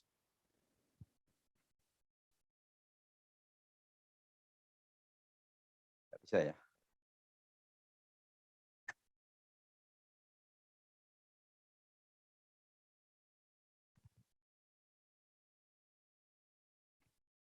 Yeah, I would say that we have ever been here about the Kyoto Protocol that has been established in 1977. Yeah, so or it's just keep like that. I'm worrying that will be a problem later on. I think it still can be seen, clearly. Yeah. What Kyoto Protocol? Yeah, I think it's quite well known. Although at the moment it's still not complete yet. Still not negotiated or still not signed by every single member of the Kyoto. Like in 1997 Kyoto Protocol to the United Nations Framework Convention on Climate Change was entered into force in February 2005. And the aim, I think quite clearly, protocol was to stabilize the greenhouse effect concentration in the ozone layer to unharm level of Earth climate system. This protocol has a great influence to the development countries and the developed countries that have a lot of contribution to emission of dangerous gas. Indonesia, as an agricultural country, as well as an archipelagic country, have got the effect of climate change that have a bad influence to the water recycle and food production accordingly. We need to discuss and we need to promote about the implication of the Kyoto Protocol to our countries. Please, next please. Next slide. Okay, why Kyoto Protocol? If we read again, refer to the attachment of the third conference between parties on the Kyoto Protocol 1997 indicated presented biggest emission contribution in increasing greenhouse effect in 2005, start from the USA, 36 something percent, Russia 17 something percent, Japan 8.5, German 7.4, UK 4.2, Canada 3.3, Italy 3.1, Polandia 3, French 2.7, Aussie 2.1, 4 countries between 1 to 2, and 17 countries less than 1%, then 3 rest country only 0%. It is called as Annex 1. Annex 1 means the member of generally developed countries that has already been started in industrial revolution. Hence, protocol recommend to 3 industrial countries. From that data, then protocol recommend to 3 industrial countries, including Japan, Europe, to reduce greenhouse effect by 5.2% before 2012. The US, and Australia state to be opposition, still not signed the Kyoto Protocol until now on. Next, please. Sorry.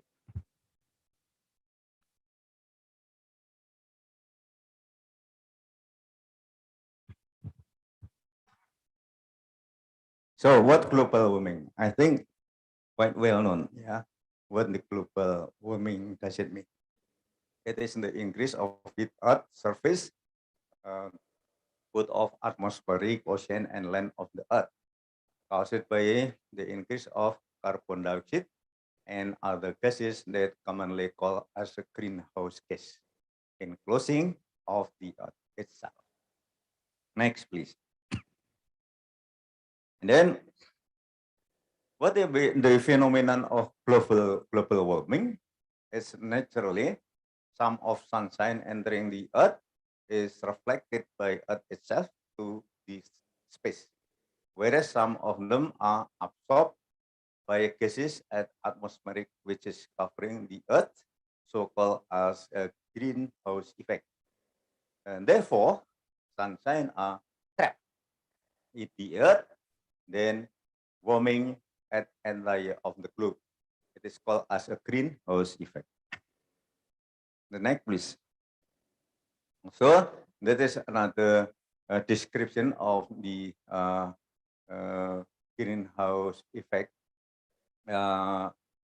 affected by a number of carbon dioxide. What the carbon dioxide? Is carbon dioxide is one of the greenhouse gas which is from naturally, but along with the time, carbon dioxide much more produced by man activity. So then increasing number of carbon dioxide released at the atmosphere is caused by some mankind activity such as burning of fossil fuel, solid waste, and wood, also number of tree. Able to number of tree able to reduce carbon dioxide getting less, yeah, less and less due to the burning of the forest. Also, deforestry cut down wood for the reason of the enlargement of agricultural land. Next, please. And then, yes, another description of the greenhouse, like the additional, much number of additional methane, yeah, and also hydrofluorocarbon, yeah, fluorocarbon. Yes, it is the phenomena,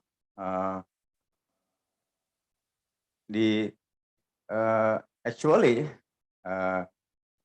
CH4 effective in catching heat, as able to catch heat 20 times than the carbon dioxide.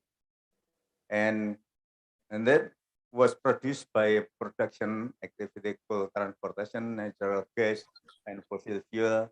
Besides that, the methane gas also generated by the decay of organic waste from final waste repository and generated by animal, especially cows, as a side effect of decasting. Then 1,000 years ago, a million ton methane formed from the decay Arctic at North Cliff. When North Cliff getting warm and warm, stored methane as base of ocean may speed up it on the area. Also, nitrogen dioxide, yeah, nitrogen dioxide produced mainly from the burning of fossil fuel, farming activity and industrial process. And then gas nitrogen dioxide able to catch heat 300 times compared with the carbon dioxide. Then CFC also potential produced particularly from fossil fuel burning activity of agriculture and industrial process. Next, please. Let's have a look. Memorize again the closely of Kyoto Protocol. Yeah, how far it implements. Start from the timeline of Protocol of Kyoto. Kyoto Protocol being recognized of climate change due to human behavior and agreement together to overcome. Actually, the aim of the Kyoto Protocol like that. But yeah, have a look time by time. In 1887, Kyoto Protocol firstly established, and then 2005, Kyoto Protocol signed together after Russia involved, and then 2011, the another phenomenon that Canada left from the member of the Protocol Kyoto. And then have a look, 8 December 2012, that extended for second period to 2013, 2020 at Doha, Qatar. Kyoto Protocol does not have punishment power. Global emission increase along Kyoto Protocol launch. And the what is the phenomenal view still showed by the USA that America still one of country till now on don't sign the protocol. It's quite pity. We have a very prestigious objective actually, but yeah, it is not easy to implement. Next, please. 5 minutes left. Sorry, I'd like to speed up my presentation. Next, please. Yes, it is quite pity as well in Indonesia not obeying the protocol. Ironically, even though the impact of climate change have been felt in Indonesia, Indonesia has become a country that is the most distrust of climate change. Yeah, it is pity. Yeah, it's quite strange. Indonesia is a country with the most doubtful population on climate change by 18%, then followed by the Saudi Arabia 16% and United States 13%. Data get by from the former environmental minister. Meanwhile, a lot of decision makers were doing everything they can to go to healthy environment. One of the thing is the application of sustainable eco-friendly technology. Please, next. And then, next please. And then,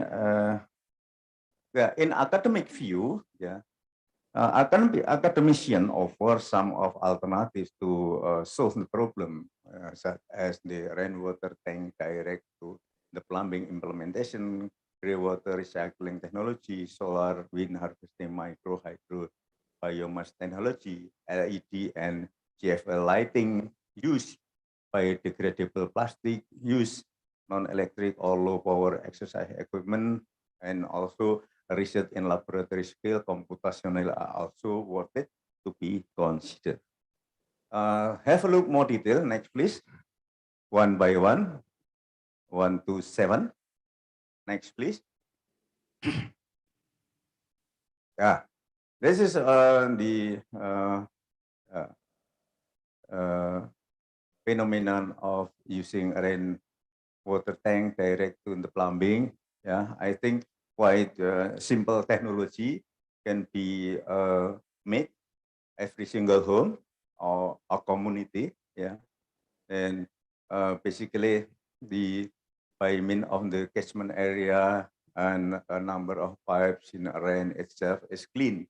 So basically is storing the rainfall into the cistern tank. And then second one is about the grey water recycling technology. Please, next. What it is look like? Yes. Yeah, like presented by Pak Tunan, that we need to recycle the waste.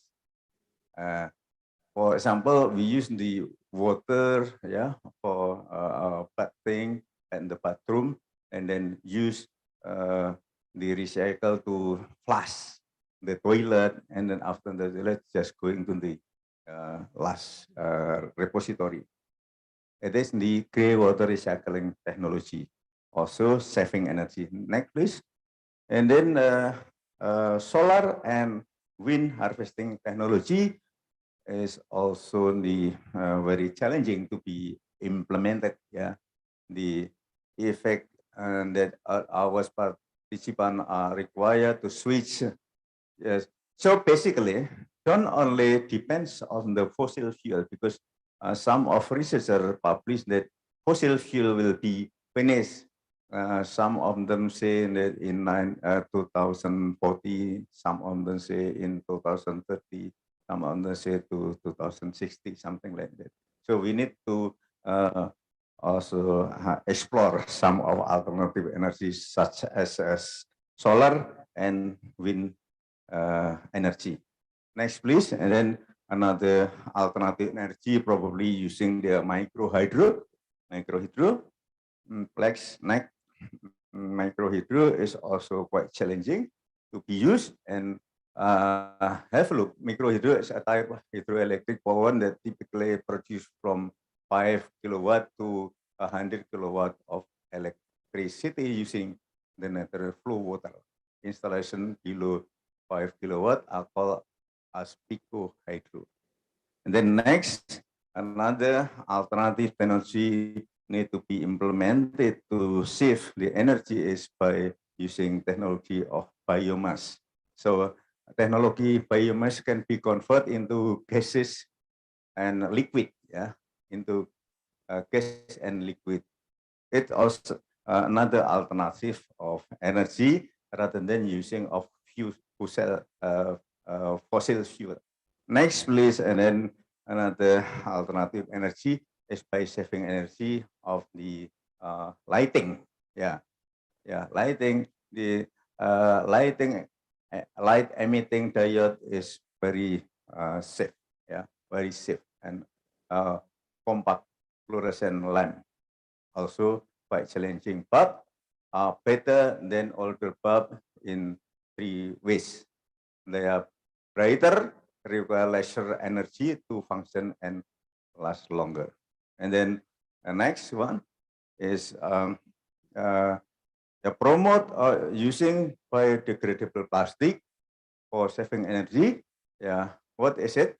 Yeah, please reduce plastic, but use the bag, everything packaging using the degradable plastic. So it will save of energy as well, and we don't make any other waste. And then the last one is the using non-electric or low power exercise equipment. Please, next. So usually people is quite proud when they have modern equipment, but a lot of consume of electricity. But yeah, still have a drawback as well. What we are going to do is use another alternative, non-electric or low power exercise. Yeah, it's many things in every capital city provide equipment less energy. And then another way to reduce the, please next, in reducing energy is by research in laboratory computational are also worth it to be considered. Yeah, usually experiment research by experiment need a lot of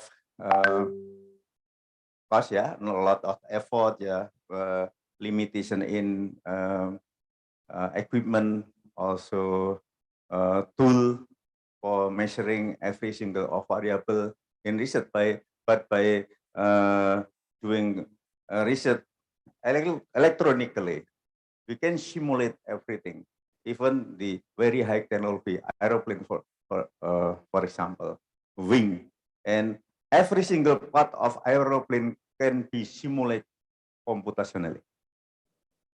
Next, please. And then another research, especially some experiment can lead to fatalities. Yeah, for example, crashworthiness. To test the car, it is comfortable, it is strong when they crash. So we can simulate electronically. Yeah, we don't need wasting material and less cost. And then next, please. Simulation can also for seeing the result of combustion or burning process. It's also very interesting view in research.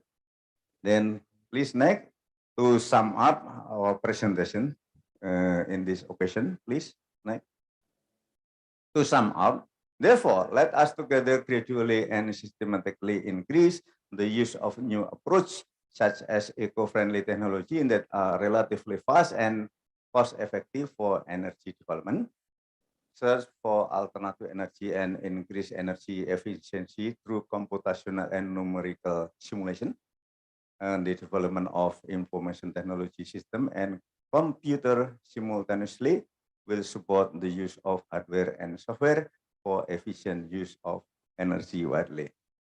And then the last, thank you very much. Yeah, let's release our healthy life. Thank you very much. Assalamualaikum warahmatullahi wabarakatuh.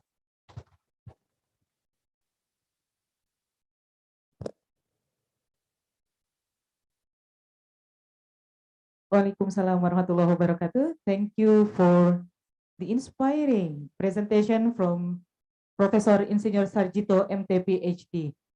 Well, ladies and gentlemen, maybe you have any question for Professor or maybe from the participant here. Okay, yes, please stand up, ma'am.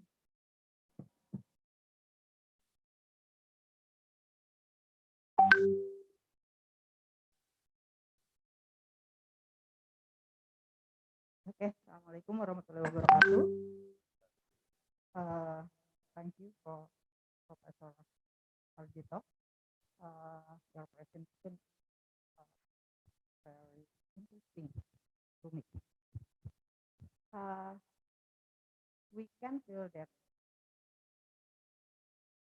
the changes of climate change, environmental problem is very dangerous for us.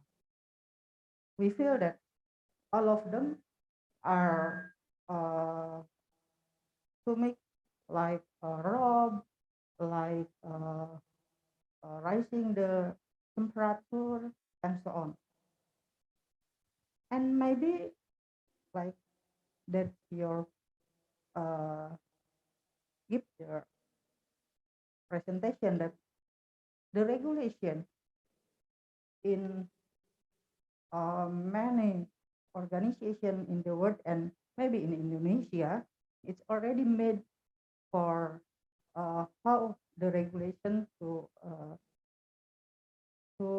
overcome the problem of environmental. But maybe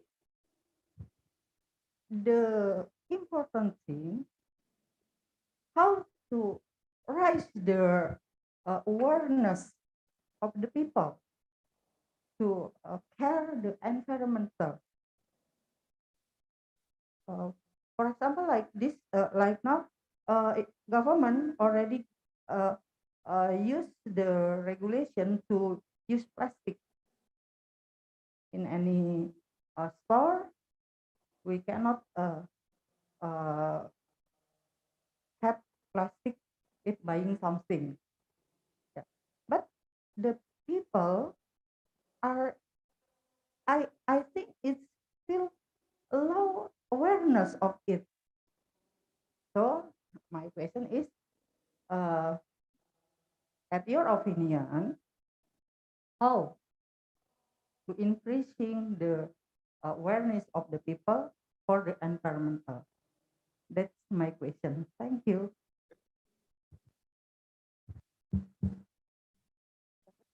Thank you, Ibu.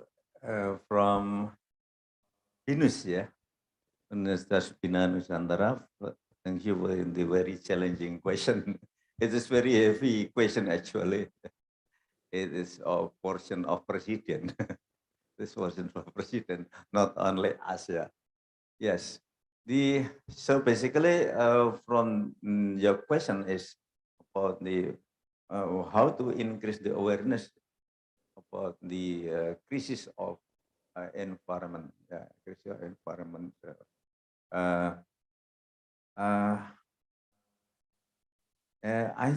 I think President has already promoted the slogan, yeah, or motto for the recovering the environment from destroy. I think although the statement of our president not go straight to the environment, but also will be impacting to the environment as well. For example, I would say that in solving the environment problem, we need to make a revolution of mental. Many times I've been hearing from the president that the revolution of mental is very important, yeah, to be done. But the problem is how to work together, how to organize that the slogan from the president can be implemented globally in this country.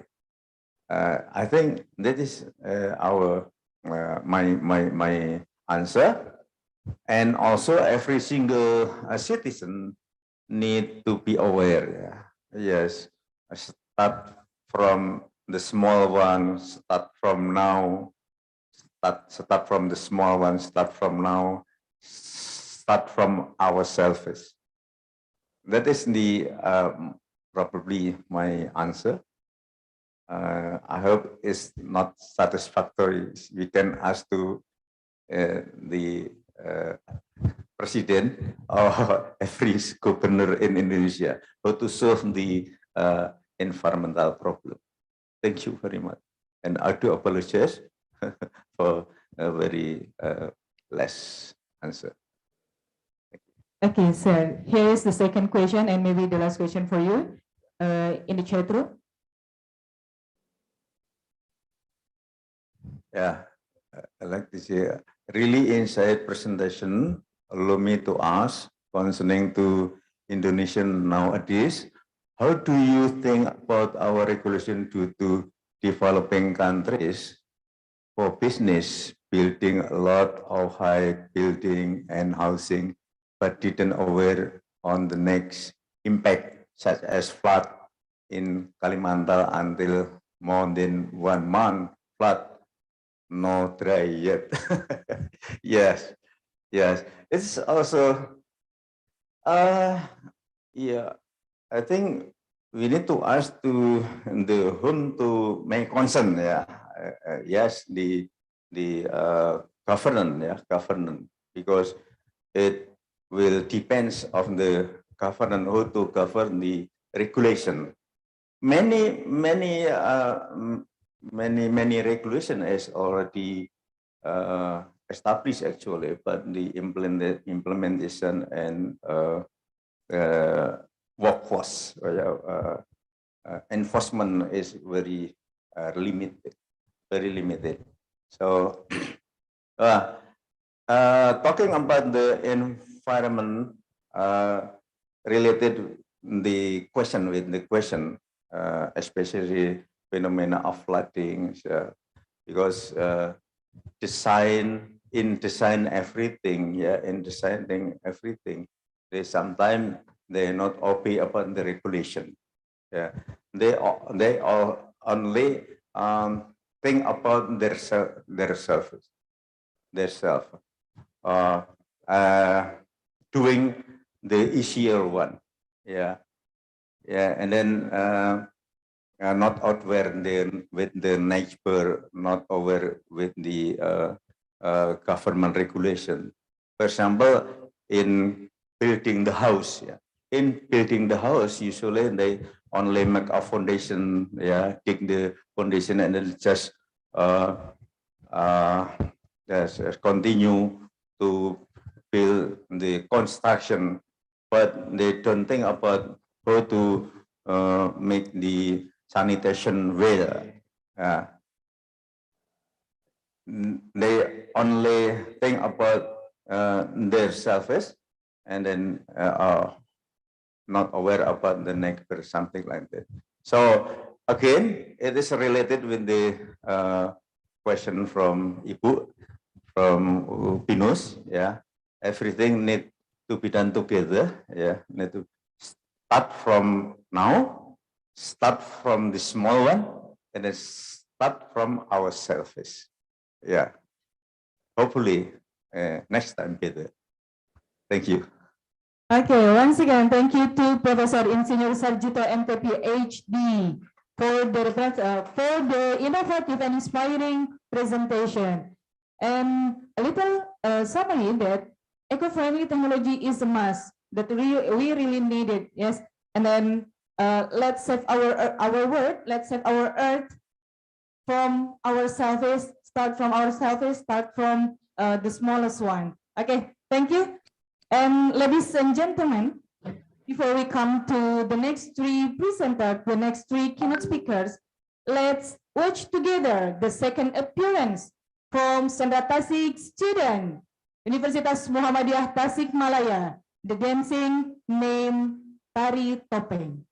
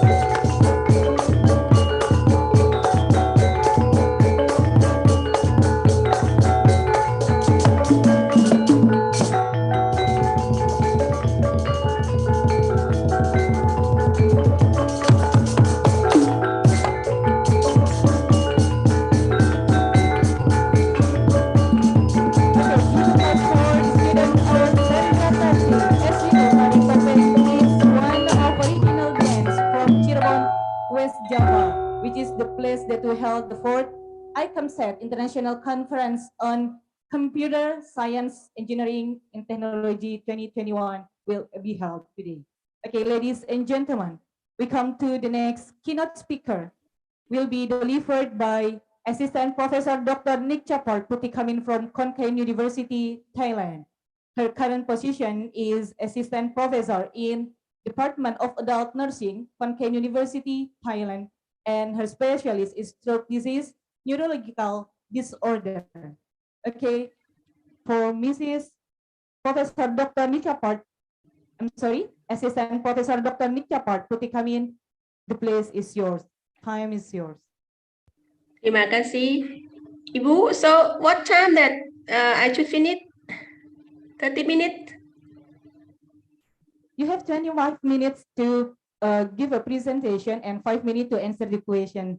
Okay, thank you.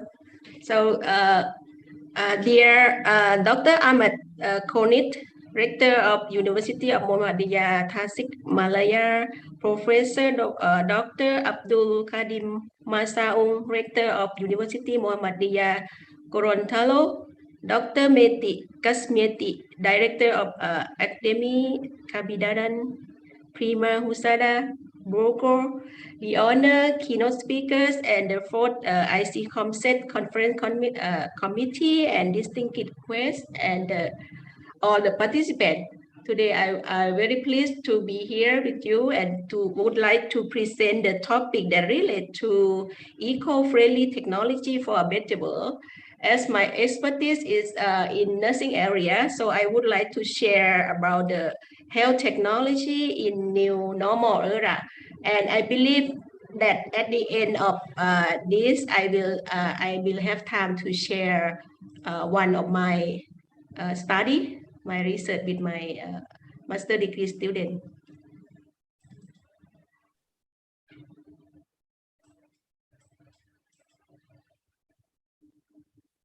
So my topic today, health technology in new normal era.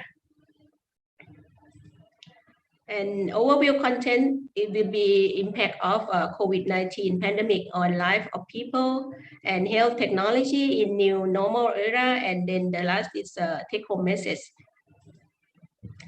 And we talk about impact of COVID-19 pandemic on life of people. We know that the COVID-19 pandemic has severely widespread impact on the global economy and caused the world to go into a great recession. And it affects people's life in multi-dimensional health, livelihood, poverty, and it has led to a dramatic loss of human life worldwide. And almost half of the global workforce are at risk of losing their jobs, as it means that no money and then poverty. So there's many dimensions in the life impact. And also the informal economy workers are typically vulnerable because mostly the informal economy worker, they lack of social protection and access to quality of healthcare. And worldwide, more than 10 million people are at risk of drifting into extreme poverty. And the number of people who have problems with malnutrition is estimated to be nearly 700 million in global. And how about relate to health technology in normal era? We know that now we need to step back a little bit to our convention life. And we know that in the COVID-19 pandemic present an unexpected challenge to the public health. And prior to COVID-19 pandemic, the landscape of global healthcare was changing by the introduction of the new technology, such as telehealth, telemedicine, telenursing, and virtual care technology will play essential roles in healthcare system. So telehealth, as well as disease-specific telemedicine, like my expertise area is stroke, so such as telestroke will take place in this era. And virtual care has become more accessible to both physician and patient in the past month. I think all over the country. I think they have accept that, and because they must stay home to avoid COVID-19, and robot also play critical role in this era.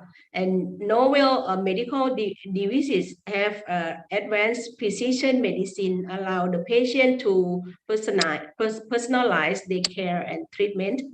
And many experts predict that emerging medical technology will positively influence the healthcare industry by improving quality of patient care and save life of millions of people.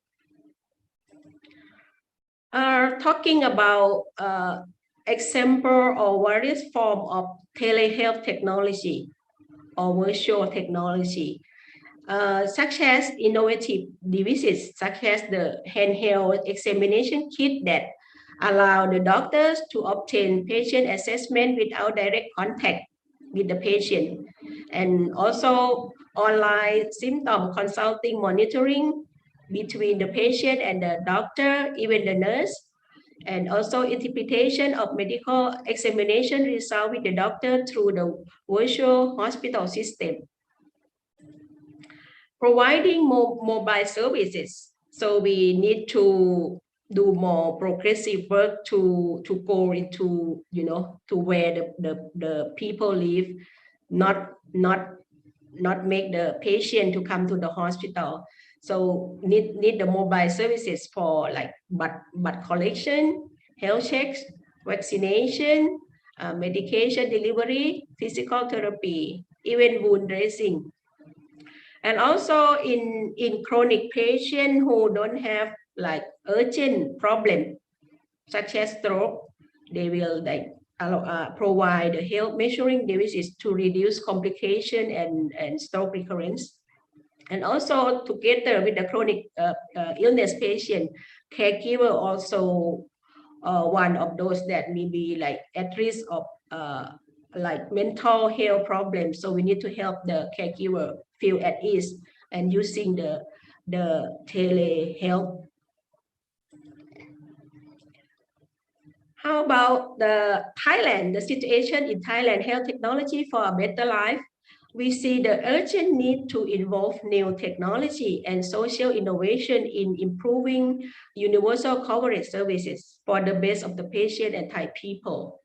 Recently, the public health, our board members agreed to push forward telemedicine in state hospital.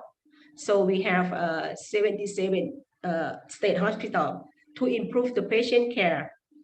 And the government spent a big budget, a lot of budget for like research and project in telemedicine, including the telehealth. Unfortunately, that only 1% of the state hospital apply telemedicine in their healthcare services. So we target to increase up to 5% next year by funding telemedicine pilot project in hospital across the country. And we also financially support social innovation in community level.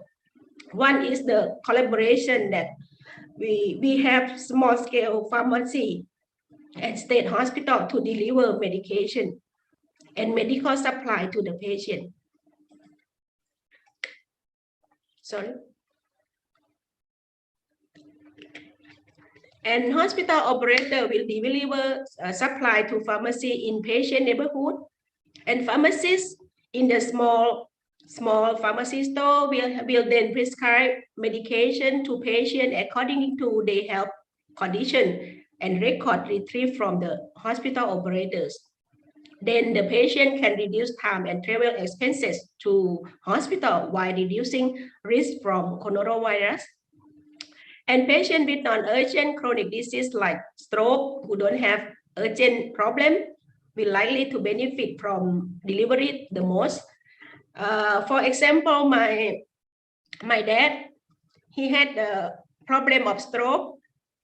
After he recovered from stroke at the hospital, he then used the service that he don't need to come to the hospital to see the doctor and take medication. He just, like me as the doctor, report his his symptom and problem to the doctor, and doctor then can order medication and mail to the home, to the patient home. So this is one of the that our service in the healthcare, that we try that to not to have too many chronic patients to come to the hospital, as they might be at risk of the coronavirus infection. And hospital operator can reduce workload and prioritize the emergency cases, of course. So right now, like in regional hospital in Thailand, we can see like less people, less patients come to the hospital, because they also afraid of the COVID, and they don't want to come to the hospital if not in emergency case. Seems like something good in COVID pandemic. So take home messages for health. We must rethink the future of environment and environment degradation with high awareness and urgency, so that we can ensure that our new normal is a better one. And we should take care good lessons and best practice of the pandemic prevention and responses to strengthen healthcare system for better health. And even though COVID-19 forced us in temporary turmoil and make us like losing a lot of money, it also shows us the opportunities and possibilities to use technology and social innovation to improve healthcare system. But then, as we kind of lifestyle, we change from office to work from home. So be aware that where work from home has become normal may result in some other diseases, like it's not caused by virus, but like some other like stress disorder, depression from isolation from our friends and colleagues, and also other office syndrome, because we might spend a lot of time on computer, etc. So this is the sharing of the health technology in new normal era. And I would like to share one of my research study in my area. Sorry that I didn't prepare for the PowerPoint for this. I think you see this. Can you see this clearly? Yes. Okay, thank you. So my research, this is one of my master degree thesis in Cambodia. So the topic is factor predicting pre-hospital delay among acute stroke patients, and aim to explore factor predict pre-hospital delay among acute stroke patients in Cambodia. And the method is we design as the correlational predictive design. And we use 153 samples in this study. So we use the consecutive sampling technique, which conduct between December last year to February early of this year at the neurology department at the National Tertiary Hospital in Phnom Penh, is the capital of Cambodia. Data were collected from the medical record and from acute stroke patient, and use the self-report by using record form of stroke pre-hospital delay, stroke knowledge, personal belief questionnaire developed by the researcher, and the CVI of the questionnaire were examined by 3 experts, result in content validity index 1. And data were analyzed using multiple logistic regression. And the result revealed that 88.9% of acute stroke patients has had pre-hospital delay. The onset time ranged from 50 minutes, 30 minutes to up to 4,200 minutes. So it means that too much of delay, and mode of the number of mode is 3,000. And predictor of pre-hospital delay were age more than 60 years old, and distance from the hospital more than 20 kilometers, and lack of stroke knowledge, and perceived low susceptibility to stroke, and perceived low severity of stroke, and perceived high barrier to early hospital arrival. So I would like to show some of the methodology that we use. We use the multiple logistic regression. So first we analyze using univariate analysis. And the result from the univariate analysis, we found that age more than 60.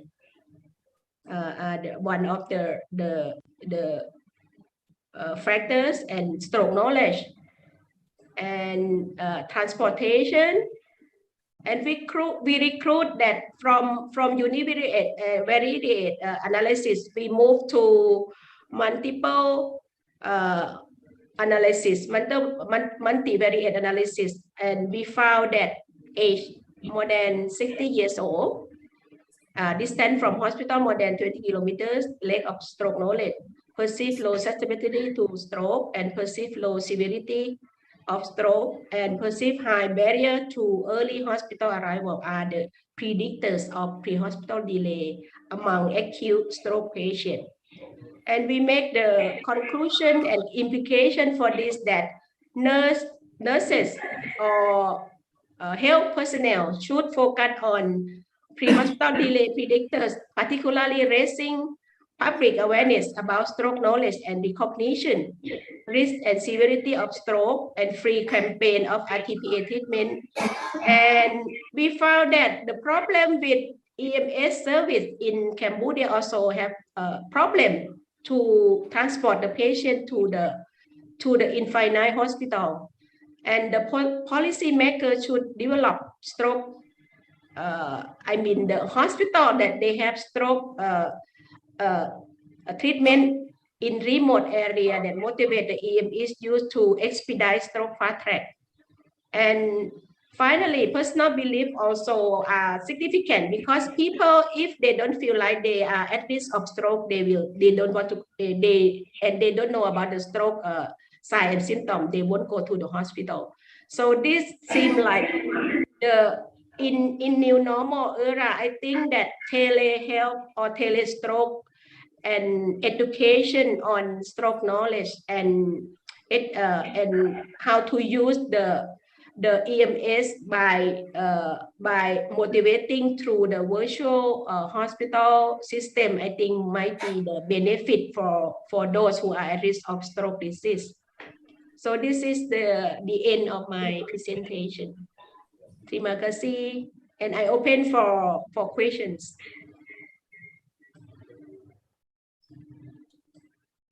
Okay, thank you for Assistant Professor Dr. Nica Parthi coming from Konkan University, Thailand. Well, ladies and gentlemen, maybe you have any question to ask her?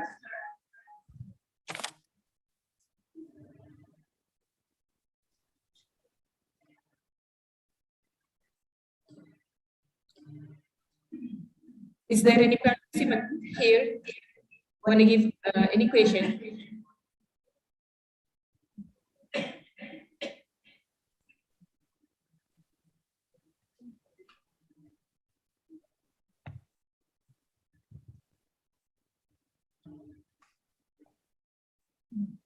Well, we still wait for the participant giving the question for Mrs. Parthi coming from Thailand.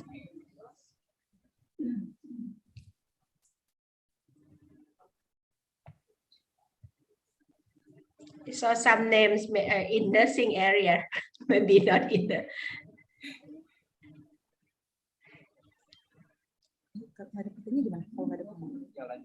Okay.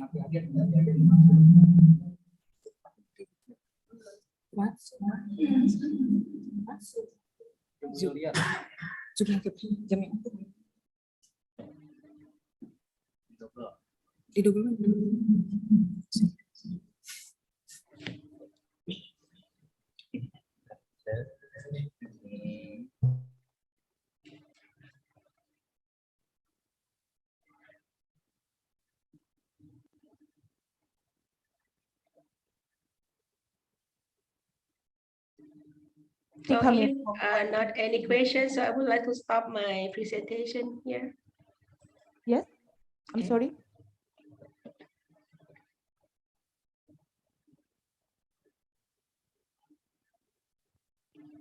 Okay, ma'am. Okay, once again, thank you for Assistant Professor Dr. Nichapart Puti coming from Konkan University, Thailand for the informative and inspiring presentation today. We will come to the next keynote speaker. If you don't have any question for her, we'll come to the next keynote speaker. It will be delivered by Professor Dr. Sundara Pandian Vaidyanathan from Caltech University, India. Will he come? Yes, I'm here.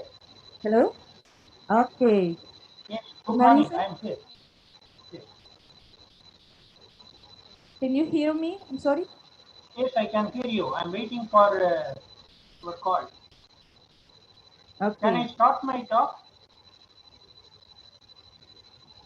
Yes, I can hear your voice. Okay, good. Okay. Mr. Professor Dr. Sundara Pandian Vaidyanathan is a professor and a dean research and development center from Caltech University, India. Okay, Mr. The time is yours. Okay. I will share my screen.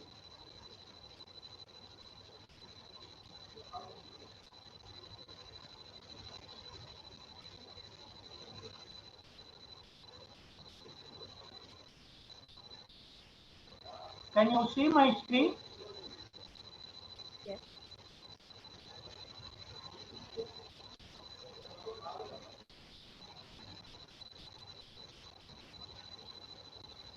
Can you see my screen? Shall I start?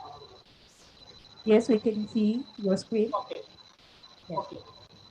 I shall give a, first of all, I want to say good morning. Welcome to all the participants in ICComSET conference in Indonesia. Indonesia is a good friend for me. I have given talks in the past previous years. I have many good friends in Indonesia.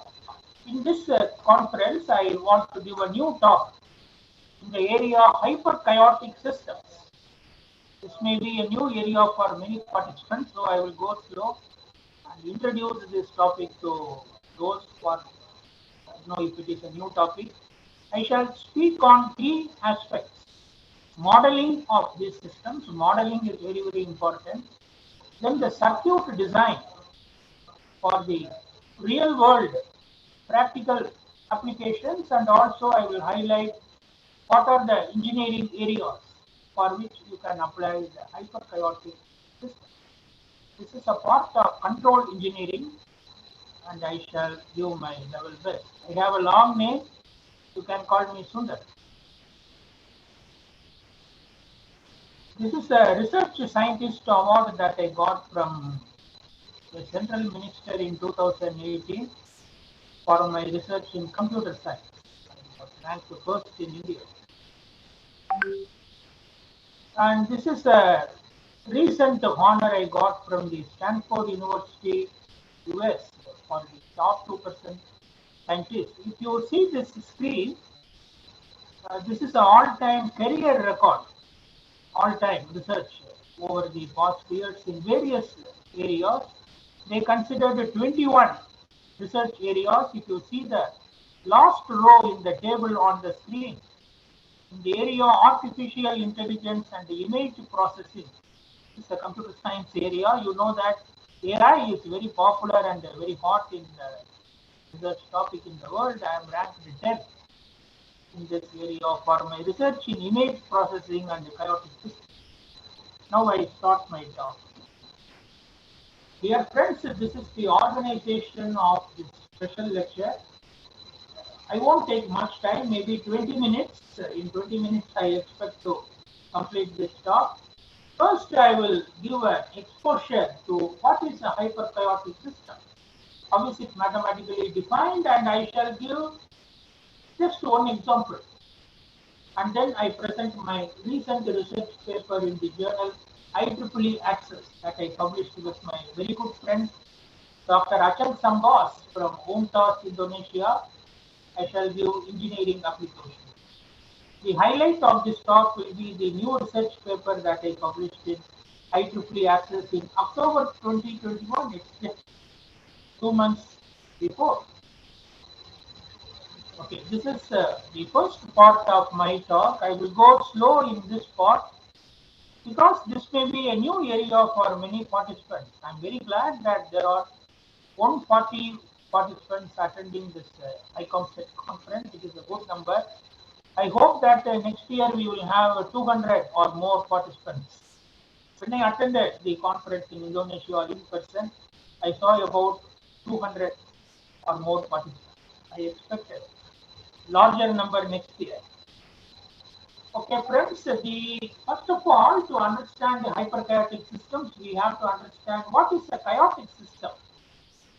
Hyperchaotic system is a special case of chaotic systems. Chaotic systems are those nonlinear dynamical systems which are highly sensitive to initial conditions. We call this sensitivity as butterfly effect. To make it very clear, what do we mean by highly sensitive and all? Dear friends, you take two initial states which are very, very close to each other. For instance, you take two initial conditions, x0 and y0, which are very, very nearby, maybe at a distance of 10 power minus 3. That's, very close. If you plot the corresponding trajectories, if the trajectories of the systems diverge or very, very different from each other, we say that the system is highly sensitive to initial conditions. Such systems are called chaotic systems. They are very, very special because we also put some conditions like the trajectory should be bounded. They cannot blow up. So it is a challenge to find the systems which are highly sensitive and which are also bounded and all. It is really a tough challenge to find such systems. I can give a mathematical definition. Mathematical definition is that if you calculate the Lyapunov exponents for these systems, the Lyapunov exponent indicates the sensitivity to initial conditions. Okay, that is a measure. How far or how nearby the trajectories are when they evolve. If the dynamical systems have just one positive Lyapunov exponent, we call them like chaotic system. Chaotic system is characterized by the presence of one positive Lyapunov. Sometimes it happens the systems may have more than one Lyapunov exponent, which is positive. Namely, the systems may have 2, 3, 4 higher number of positive Lyapunov exponents. We call those systems as hyperchaotic systems. I am very glad to say that I recently found a 10-dimensional hyperchaotic system having 8 positive Lyapunov exponents, which is a world record. Of course, not much popular now. It needs some promotion. I cannot present it in this conference due to limitation of time. I repeat, I am the first in the world. There may be others in the future. Okay, that's a different story. But I am the first to find a 10-dimensional hyperchaotic system having 8 positive Lyapunov exponents. It's a highly complicated system. We have given one application in the paper in secure communication. We have already given, but it is a system of high complexity and high quality. To give some example for the hyperchaotic system, I present a system found in 2007 by a good friend named Barbozo from Mexico. I have many friends. It is a 4-dimensional system, and they found that for these values of the parameters, the system is hyperchaotic. Dear friends, I want to say something. You know about linear systems and non-linear systems. There is no chaos or hyperchaos for linear systems. Linear systems are very well behaved. Chaos and hyperchaos, they are properties of non-linear dynamical systems. If you look at this system on the screen, the second differential equation has a nonlinearity xz, the quadratic nonlinearity. The third dynamics has a nonlinear term xy. This system has two quadratic nonlinear terms, and after a lot of computer simulations, my friend Barboso published a paper in a very good journal, IJBC. This paper from IJBC, International Journal of Bifurcation and Chaos, for these values of the parameters. Why is it hyperchaos? Because if you look at the last line in the screen, L1, L2, L3, L4, they are the Lyapunov exponents we calculated in MATLAB. There are two positive Lyapunov exponents. There will be always one 0 and one negative. And because of the presence of two positive Lyapunov exponents, which is the hyperchaotic system, I will show the numerical simulations for the initial conditions given on the screen 0.1, 0.1. It's a 4-dimensional system. Therefore, we need 4 initial conditions. This is a XY projection. It looks like a 2-scroll. This plot looks like the Lorentz plot. This is the hyperchaotic Lorentz system, a generalization of the famous Lorentz system. This is like the butterfly attractor of the Lorentz system. This is a YZ plot of the same system projection on the 2-dimensional plane. This is a ZW. This font indicates hyperchaoticity. You know, I mentioned that the system has two positive Lyapunov exponents corresponding to L1. You have this kind of complexity in this direction, and also this is similar to the previous one. This is due to the second Lyapunov positive exponent L2. You have a divergence in the ZW along the W direction. Okay, because of the positive exponent, you see some sensitivity change in the W direction.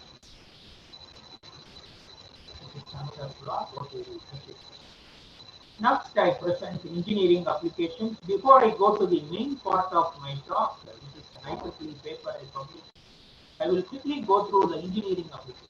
I don't have time to explain each and every area. I will just say it is used in secure communication, cryptography, information sharing, cardiology, heart rhythm analysis, EEG analysis in medicine, and also financial system. With my very good friend Dr. Achan Sambas, we have published many papers in finance, namely financial chaotic system, a hyperchaotic finance system, and all. You have to ask Achan Sambas if you are interested in the finance application.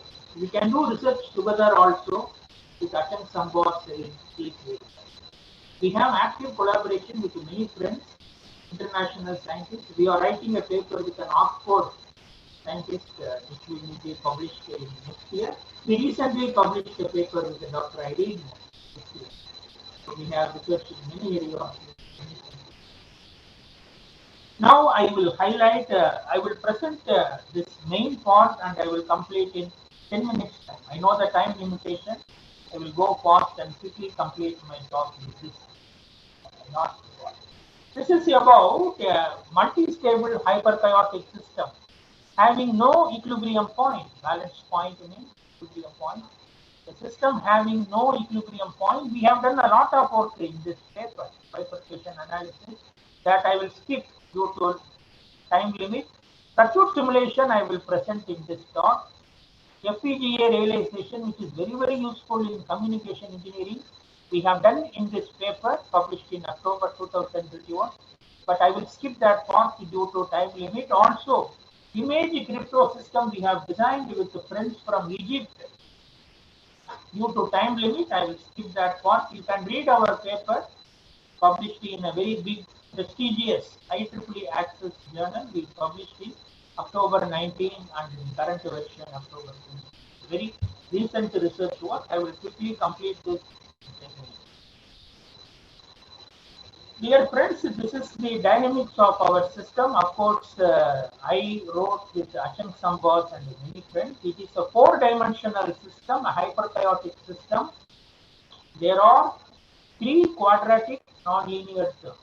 A quadratic nonlinear term in the first equation, y2, y3, y1, y3 in the second equation, y1, y2 in the third equation. There are 3 quadratic nonlinear terms. We showed that the system has hyperchaos for these values of the parameters.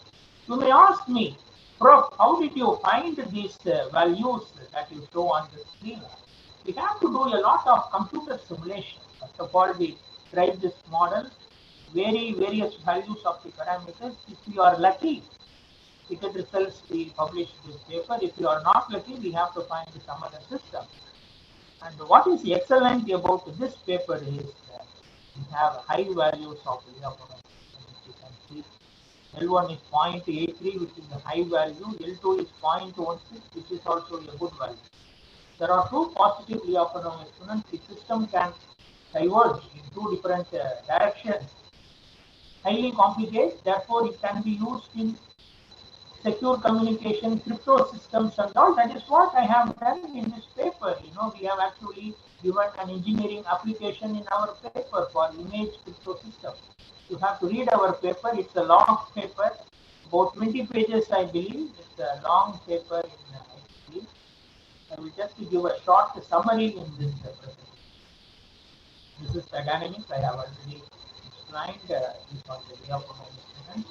I mentioned that the system has no equilibrium point. I will explain it quickly. We have done some mathematical calculations, friends. So we calculate equilibrium points by solving these four equations. It is a very simple calculation. If you look at the last equation, minus y1 minus y2 is equal to 0, you rewrite. You get y2 is equal to minus y1. You substitute this in the third equation, 6c. Okay, when you substitute y2 equals minus y1 in 6c, what you get is this equation. Y1 squared plus b is equal to 0. There is a minus sign that you can multiply and simplify. So by multiplying by a minus sign, you can remove the minus sign.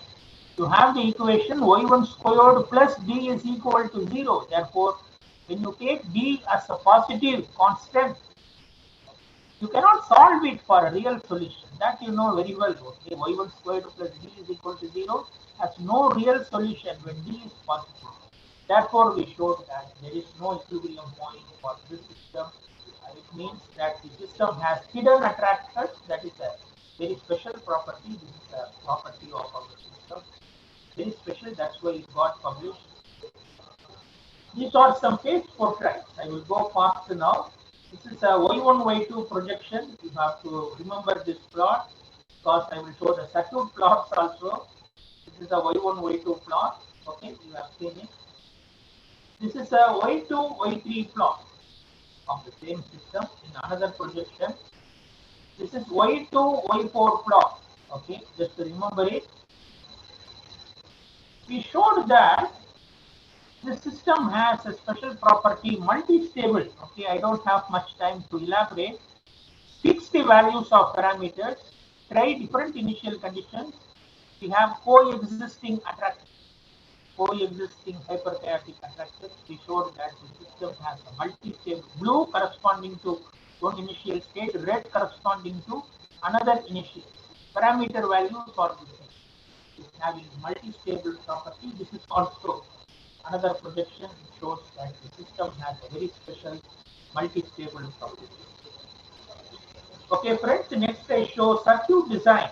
Acheng Sambas, my good friend from Indonesia, he works at Umtas. He did the circuit design.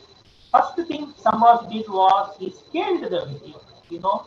For hardware design, there are some limitations in circuit, mainly the inductors, capacitors, and all. They have some practical limitations, hardware limitations. Therefore, Sambas scaled the variables. He got the system in new coordinates. Then using the Kirchhoff's current laws, voltage laws, we have this. We have various capacitors, voltages, batteries, and all for resistance for the system. We have these values. Use the Kirchhoff's laws and simplify. This is the circuit diagram. It's a very complicated hyperchaotic system. Sambas took a lot of time to build this design. We implemented in multi-sim version 14.0. Okay, we have used multi-sim for the electronic circuit implementation. These are the outputs of multi-sim. This is an output is for the XY plane. This is an output for the YZ plane. And this is an output for the SW. They are the three projections we have shown. If you remember the MATLAB plot, they have a perfect match. You remember the MATLAB plot, this matches with the XY plot. This matches with the YZ plot, and this matches with the XW plot. There is a perfect match I have with the MATLAB plot. This is one more plot matches with the MATLAB. Okay, friends, I have given a quick talk due to the time limitation. I hope you understood my talk and found some information useful. I am now open to receive your questions. Thank you.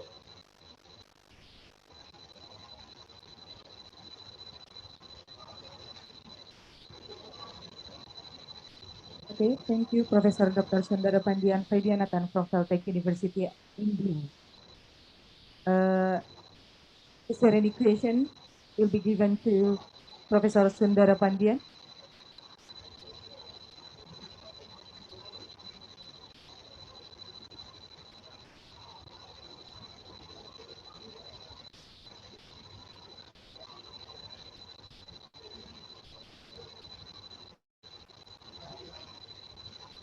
From the participant?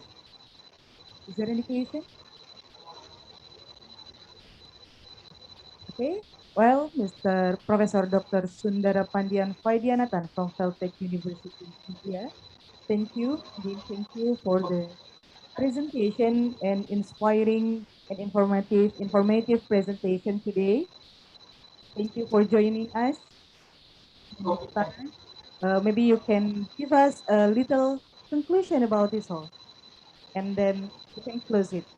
Thank you, Mr.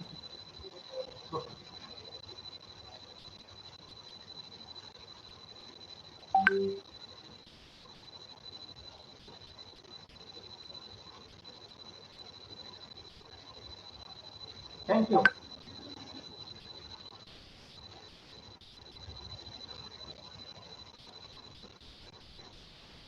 Okay. While waiting for the last keynote speakers today, we have a little song for all participants and keynote speakers. It's given from our students in Chandra Tasik Universitas Muhammadiyah Tasik Malaya.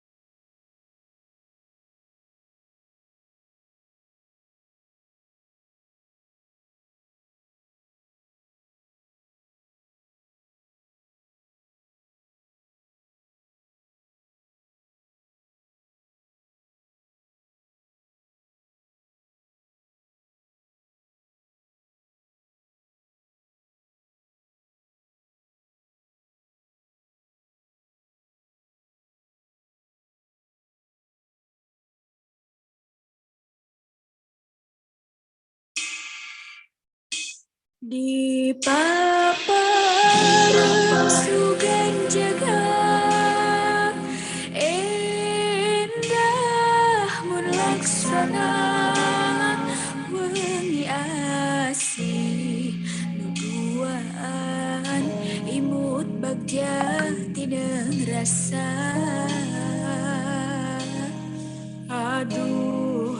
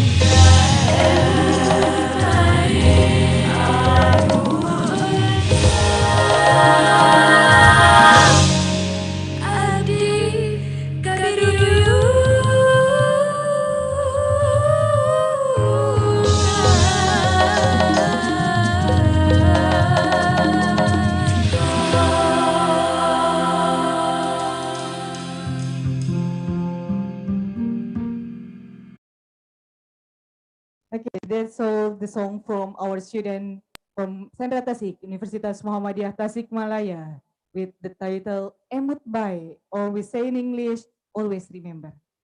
Okay, ladies and gentlemen, we say welcome to the next keynote speaker, Associate Professor Dr. Shardi bin Abdullah from University Malaysia, Kelantan. Full name, Shardi bin Abdullah, and his current position today, his current position, Dean, Director, and Associate Professor in University Malaysia, Kelantan. The time is yours.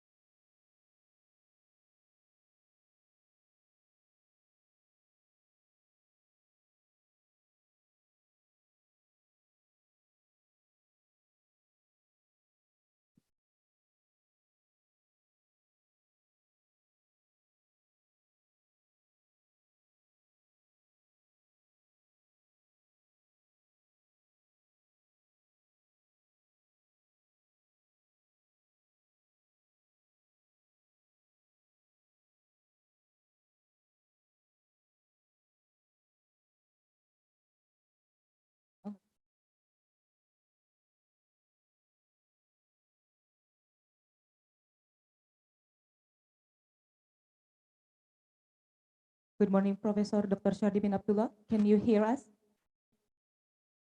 Yes, can. Thank you. Thank you. All right. Okay, Prof, you have 25 minutes to give a presentation and 5 minutes to answer the question. The time is yours. Okay, right. Thank you for the chairperson. And again, I'm so sorry. I just finished my meeting, and okay, I'm going to share my slide because I'm actually I'm not very familiar with Zoom. We always has our meeting. Can you hear me? Yes, we can hear you. Okay, is it my slides there? Yes. All right. Okay. Today I'm going to talk about Assalamualaikum and very good morning. We still morning or afternoon? We still. All right. Okay. Thank you for everybody. And again, my name is Shardi Abdullah. I'm from University Malaysia Kelantan, and my specialization on real estate. Okay, today I'm going to talk about utilizing technology to revolutionize higher education property management practice. So before we go further to understand how the property management practice in higher education can be revolutionized through technology, so we need to know about the situation. Moment, let me place. Okay, the first is about we need to know the scenario. The scenario in property management itself. The property management industry has become more the pressure because of the growing from demand from the clients and the intensive competitiveness from the other property management firms and other property management in the property management industry. So there are a new force for property management firm to become more professionals and sophisticated over the time. This is the statement by Goss and Campbell. And we have the second statement: individual working in the field are now called on to participate diverse of activity that extend well beyond maintaining building, collecting rent, and others. Okay, so these all the statements. Actually, from this statement, okay, from this statement, we will might to know the first thing about the fact in property management is property management is a practice is generally vulnerable to change based on the need of the user or client. So means the property management is not a static practice. We need to change based on the need from the user and the client.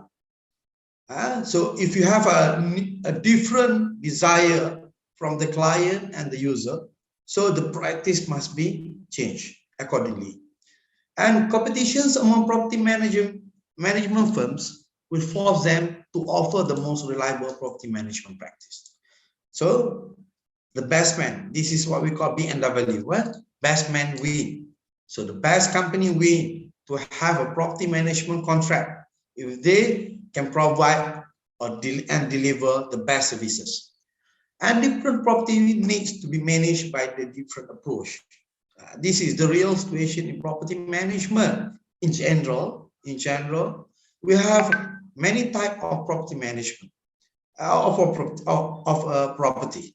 So different property, for example, residential property must be managed with a different approach compared to the commercial property, because normally the capacity, the workload, the functions of each building is different.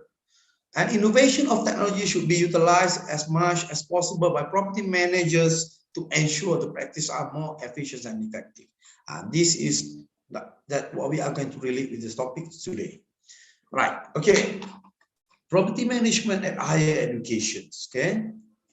Property management at higher education is a compulsory task. Why? Because every university, every higher education, including I think university in Malaysia or Indonesia or rest of the world, every university as one of the higher education institution have their own building and land, of course.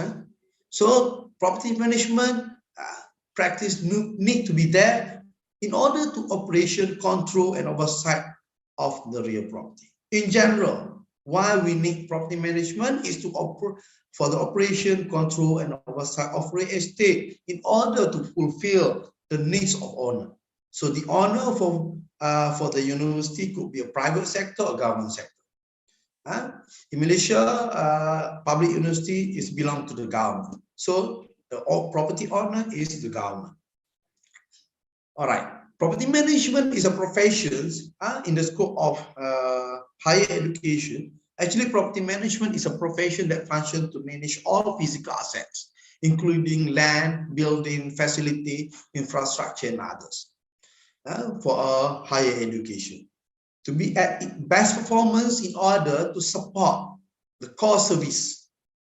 So at higher education, as for example, in public sector, the government provide a building to support the core service of higher education, including teaching and learning, research, and consultation, and others, etc. Nowadays we have community engagement, industry engagement, and other. And to generate related. At the same time, a higher education institution can use their property either in form of buildings or land or facility to generate some profit to them as income generation. And the practice of managing higher education property in order to support an achievement of based on the vision and mission of higher education institution.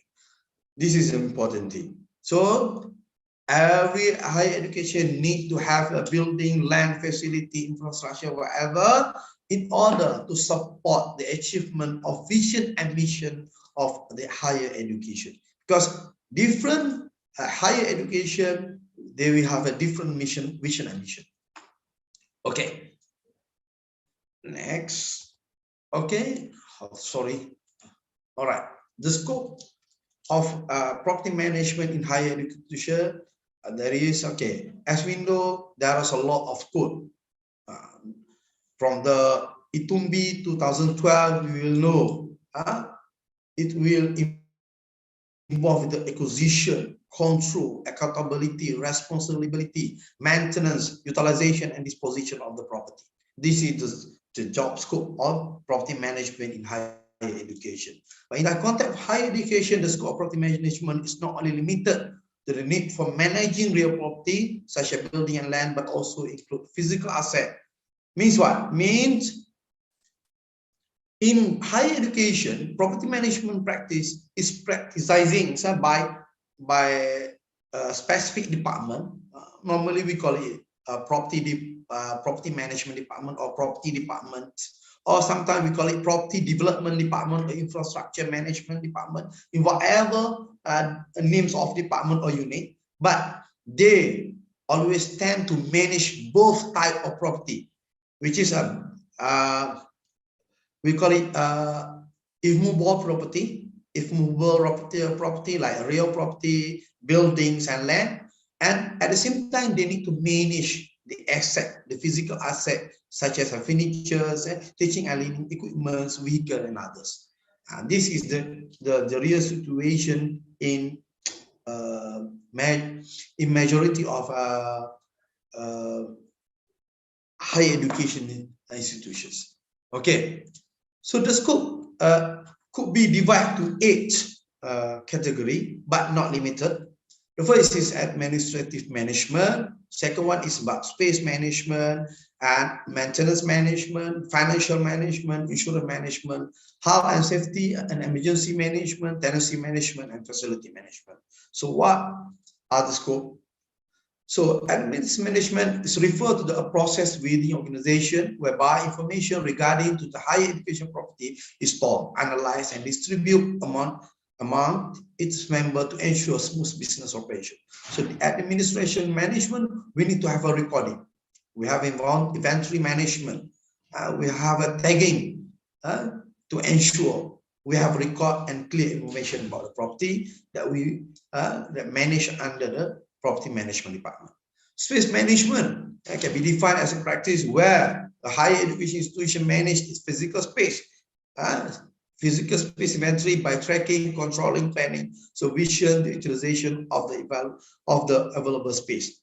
Space is a critical thing at university. At university, for example, lecturer will complain if they have no enough space for teaching and learning. Also, the student, they will claim and they put a claim, the argument, and when they want to do something about program, they need to have a space.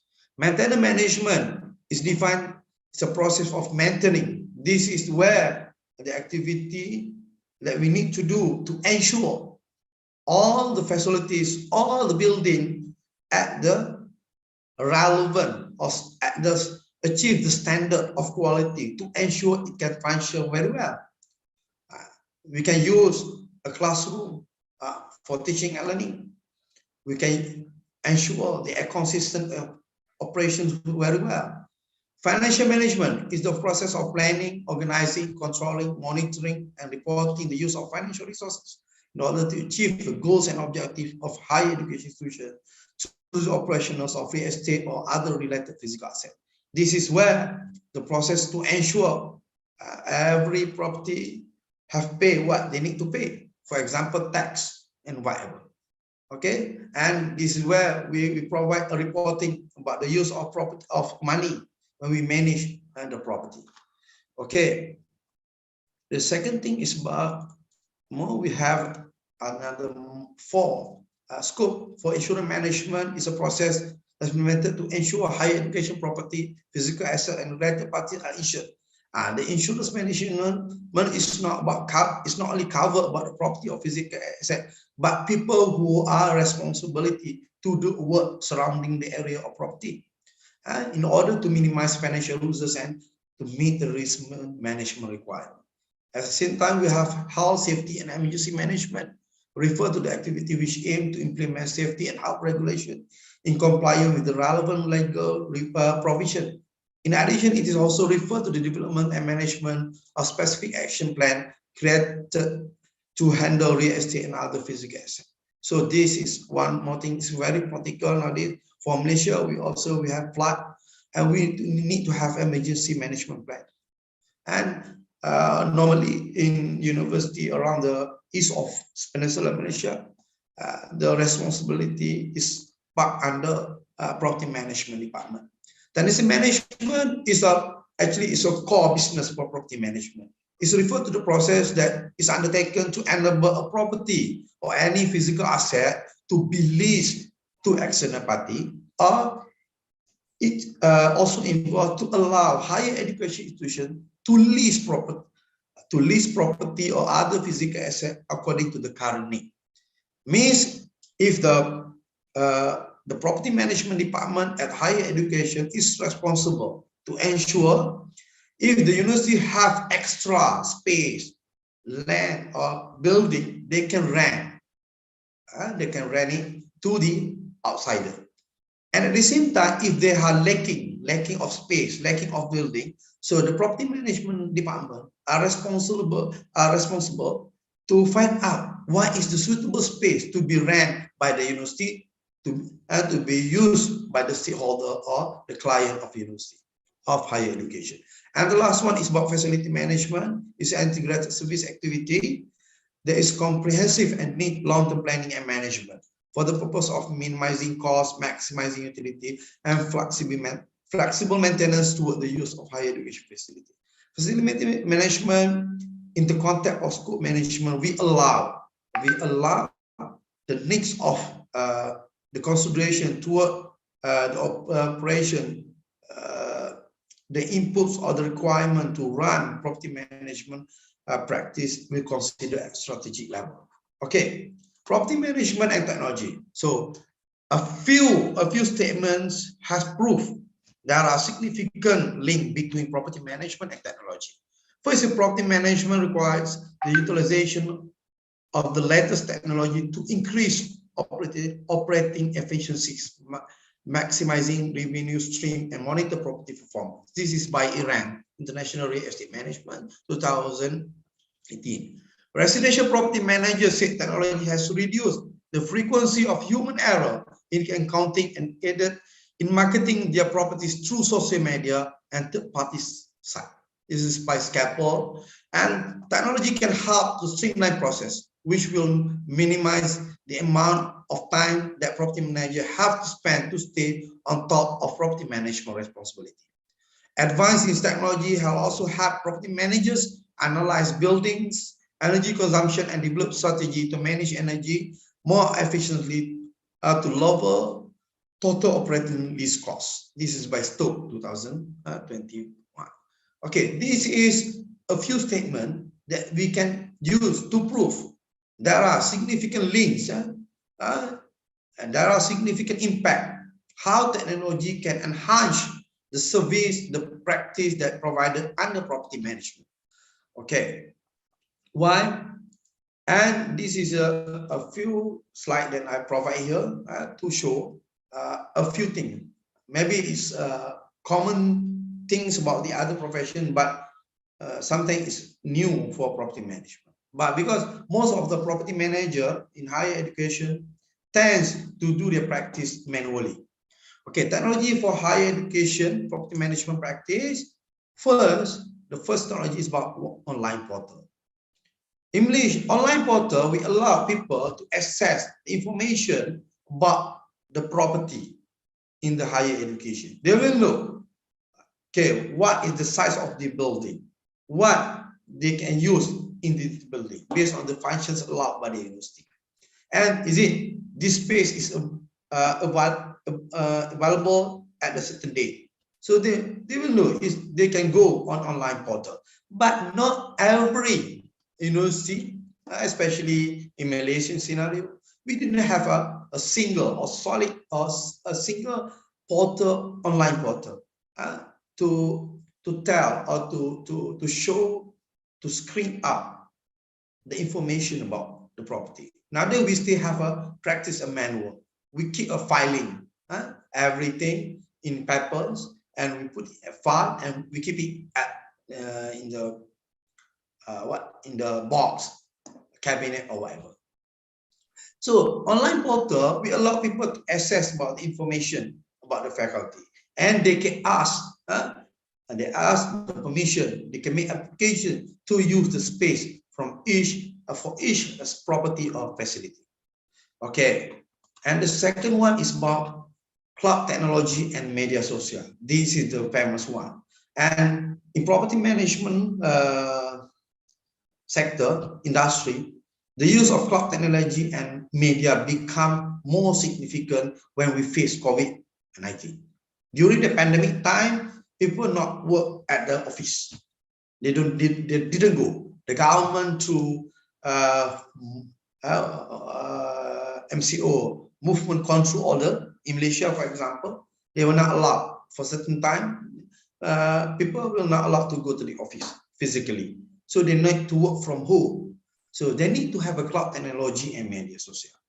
Cloud technology will allow them to share the information either between the client and property manager or between the team of property management team. And at the same time, they can communicate very well based on media social. And they can create a group WhatsApp. They can post everything about the comment through Facebook, and then let the property management team know about it. Okay. Not last. Sorry, what's happened to my? Okay. All right. Sorry. The third one is about property management software. This is actually in market. In general, we have many type of property management software. Either we can buy it from external party, means we can find it from software company, or we can buy it from property management institution who sell the software, the related software, or we can build it internally.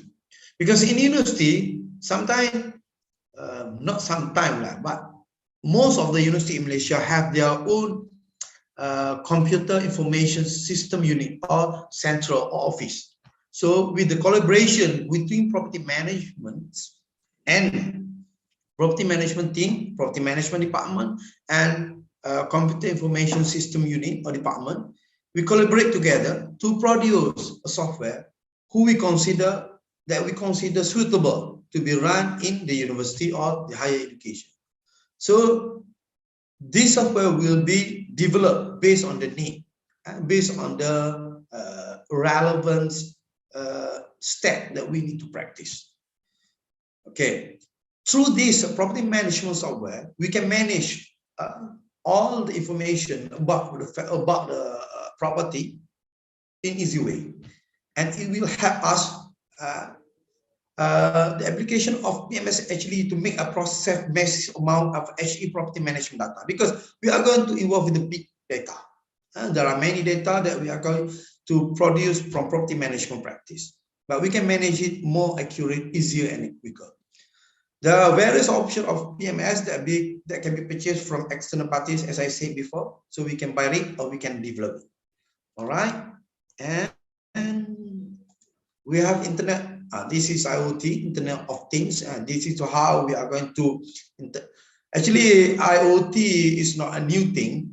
Comes under the revolutions of industrial IR4, but in property management, rare. Actually, it's very rare to do focusedly or at university level. We until nowadays not very, what we call it, little less or lack of university use Internet of Things to handle the property management practice. Through this IoT, actually IoT is a network of internet connected devices such as occupancy sensor, room temperature. So we can interconnect all the devices that related in property management practice to get the real time figure and the real time of the situation to any property. Let's say occupancy sensor, we will know occupancy sensor. Through this, when we monitor it through computer, we will know, or mobile, we will know either the space is available or not, space is empty or not. If it, based on our schedule, this room is must be occupied by student, but based on the sensor that we control based on IoT, we will know student not used. They only book, but they didn't use. Okay, the internet, the IoT help property manager work smarter and as well as gain complete control over their tasks. To also provide property management team with a real-time look into how their system really work, delivering insight into everything from the performance of higher education facility and property operation. And the last one of technology that I'm suggesting to be exploit in the context of property management is big data analytics. So as I said, in property management, we always produce big data about customer satisfaction, data about the maintenance, data about costing of producing a new building, procurement of new building. So we have a lot of data, many data. Then data, the big data analytic hub actually will help higher education property management teams harness the data and use it to identify new opportunities. And through the big data analytic, it can offer cost reduction, because when we analyze all the data comprehensively, thus it is a lot more efficient and profitable way of doing business to identify more easily. So we know what is the most important or significant item, who create highest cost to manage the property. And from this, we can find out the chance of the fair or the opportunity or the way how to solve the problem. And big data analytics also will contribute to us to make a faster and better decision making, because we can merge new and old data and we can analyze together to produce more accurate decision. Creating a new branch or service or concentration within a specific scope of work. Actually, this is one that's very important that can be offered through big data analytics, with the ability to meet customer need and satisfaction. Through analytics comes the power to give customer what they want. I think based on this, my 15th slide, I come to my conclusion. So property management, whether in the public or the private sector, public and private sector, in higher education context, is a complex discipline because it is practical implementation must be done with reference to diversity of property owner desires, client taste, property uniqueness, and others. To face this complexity, the practice of property management, especially in higher education institutions, should be implemented by adapting technological development and innovation. The literature search and review in the blogs of property management practitioners clearly indicate there is a significant sign of the need to leverage technology into property management practice in order to create a health revolution in the industry. I think with that, thank you. That's all from me today. So I open it for Q&A session. Thank you.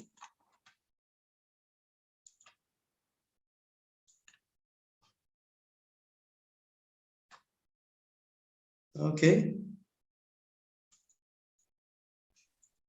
Okay. Okay, thank you for Professor Dr. Shardi bin Abdullah.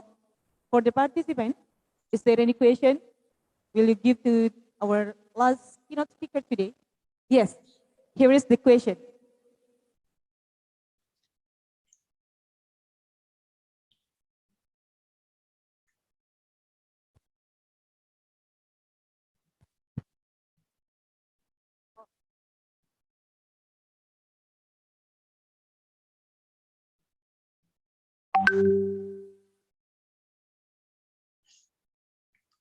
Halo. Bapak. Ya.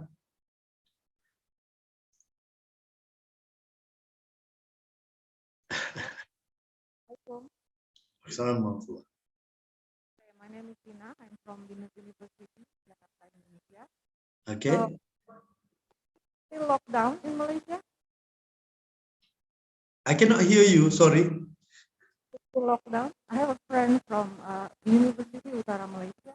Okay. Lockdown. Is it still lockdown? Sorry. The sound is not very clear for me. Can someone type the question? I can answer it because I cannot hear the sound. Sound is not very well because maybe.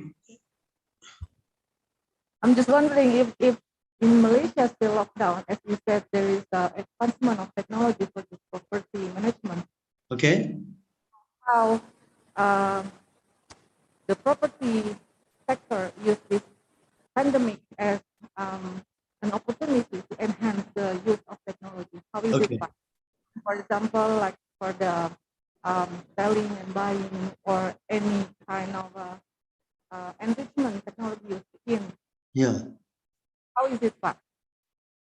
Okay. Your question is how the technology has been enhanced in property management during the pandemic. Is it your question? Yes. How is it? Okay. It's the lockdown. Because In I Malaysia, think the lockdown really influenced the property management using this technology advancement. Thank you, Pak.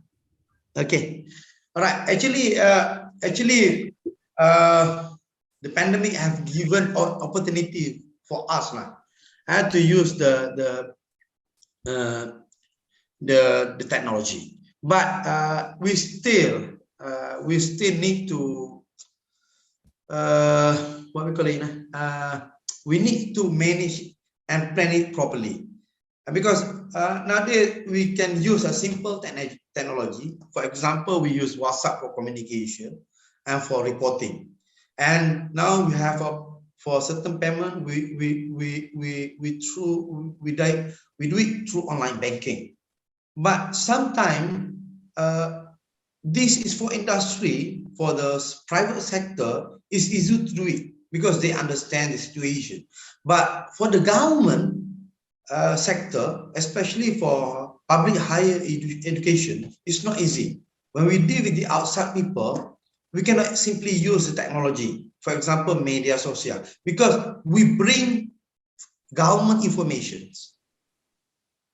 We hold in our hand is a government information. So let's say we share it at the Facebook through media social. Sometimes it's okay, but sometimes there is a regulation prevent us from doing. This is the scenario in university. But for internal use, communication, for example, property manager in UMK, they communicate very well through WhatsApp. They didn't need to come to have a face-to-face meeting, but they take a run work with a meeting through WhatsApp groups or whatever.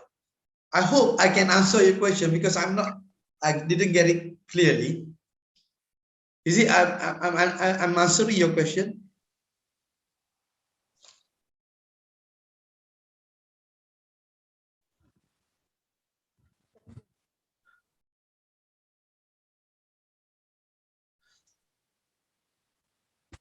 Okay, Pak. So just focusing on the selling of the property. Okay. Pandemic, I'm wondering because I heard from my friend that it is still locked down in Malaysia, and then the COVID positive cases still. Well, Indonesia is better than Malaysia. All right. The property sector has to deal with it about the pandemic and then how the selling process, because it is hard to sell a house during this pandemic. Okay, about the property market, this is a different thing actually, because at higher education, we didn't expose to sell the property because the government property cannot be sold. This is the real thing lah. Okay, but I have a friend also who involved in marketing in property market. Of course, they are very difficult. This is a difficult time to market the property. It's not only about the situation of movement control order. It's not about that. It's about people income. It's about financial affordability. It's about financial status. It's about, because majority, it's not majority, but many of workers have lost their job during the pandemic. So it's not easy to buy a property, and the bank has put more or extra terms to have a loan. This is beside the PKP, or what we call it movement order. There is another factors which influence why market we see the market of property stagnates or slowly, or we can call it go down or whatever, decrease or whatever lah. But the real thing is not only about technology. We can use technology in this at the same time to promote our property. You can see from mudah.com, for example, from mudah.com, how people promote their property. And nowadays, even if I say my children also use my golf set to sell all my golf set that they consider abandoned at my house. So that's why. So this situation happened. People try to property broker try to sell their property through online platform. But to say the property market is slowing because of the people cannot move out, or people cannot didn't use technology, is not 100% true. There is another factor. What is slow? The performance is slow. All right. Okay. I think that's all. Thank you. Okay. Thank you once again to Professor Dr. Shadi bin Abdullah from Malaysia, Kelantan. Okay. All the excellencies, distinguished guests, ladies and gentlemen. Now we are coming to the end session for the keynote speaker's presentation on the 4th International Conference on Computer Science, Engineering and Technology 2021. I hope you have found the presentation on this conference are informative and helpful. Thank you for your attention. Thank you to all great keynote speakers who have been delivered the interesting and inspiring topic. Thank you for everybody. Thank you to the host and co-host, and also all committee of the 4th International Conference on Computer Science, Engineering and Technology 2021 who have been supported this event. Please accept our apologies if there's some inconvenience. Thank you for participating in today's conference. We hope to see you again in the next time in the next great event. Nasrun minallah wa fathul qarib. Wassalamualaikum warahmatullahi wabarakatuh. Thank you. Jazakallahu khair. Jazakallahu khair. And please, we can take a picture. Okay, Pak? In Zoom. We'll take the picture. No?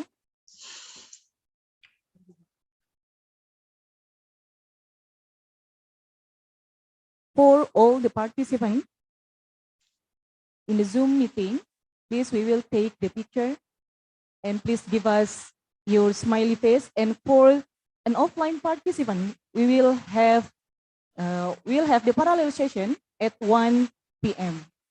And please don't go out the room, because we will have a picture in a photo booth behind Graham.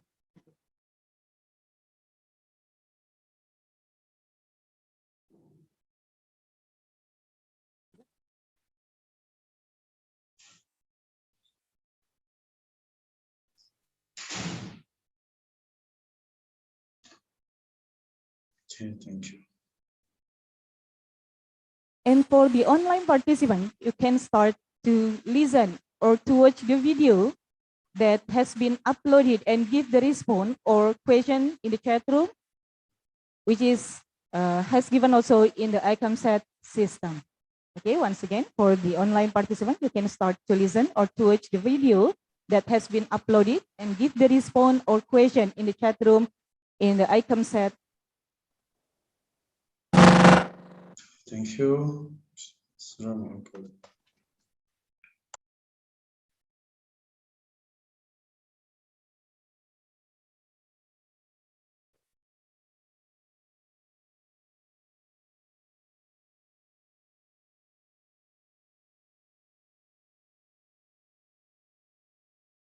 Untuk peserta yang hadir di Hotel Aston Cirebon, ada makan siang di restoran dengan kata kunci Universitas Muhammadiyah Tasikmalaya mulai pukul 11.30 sampai dengan pukul 14.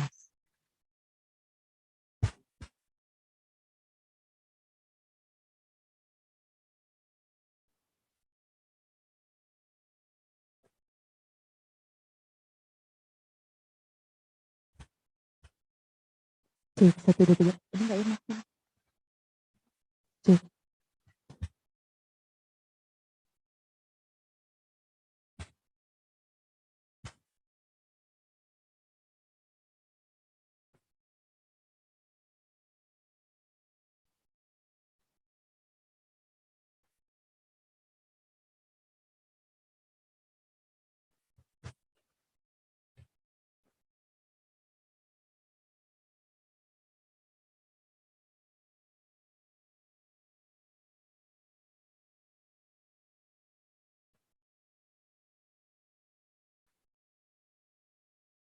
Yeah.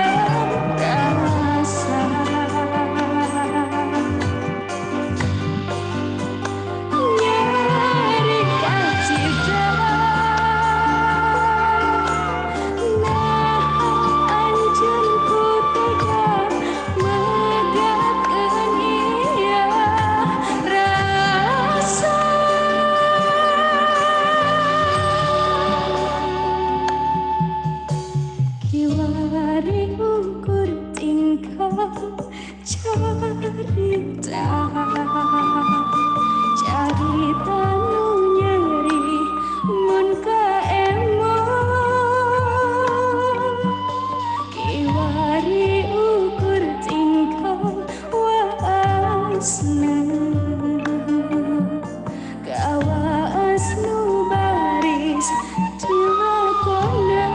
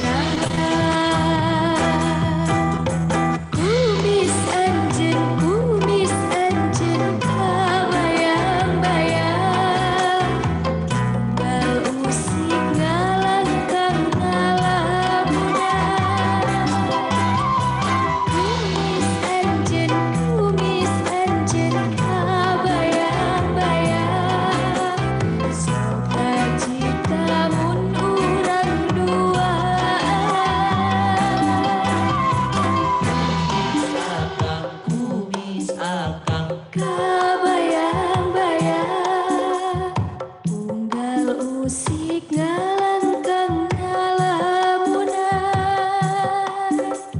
Kumis akang Kabayang-bayang soka cipta mun urang dua. Kumis anjeun kabayang-bayang unggal musik ngalangkang ngalamunan. Kumis anjeun kabayang-bayang soka cipta mun urang dua.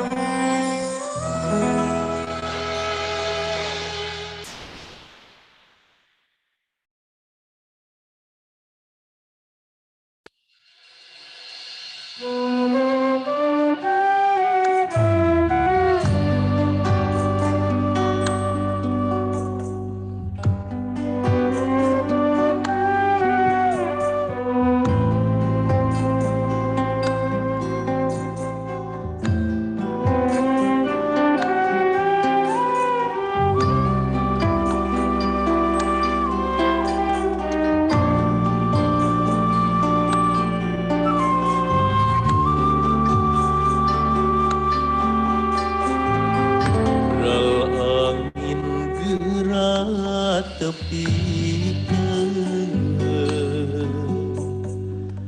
salam sono ka anjeunna nuka enten unggal wengi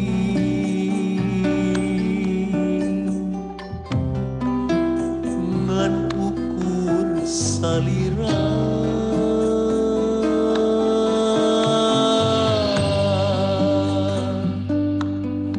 tepikeun salam ka asih kahena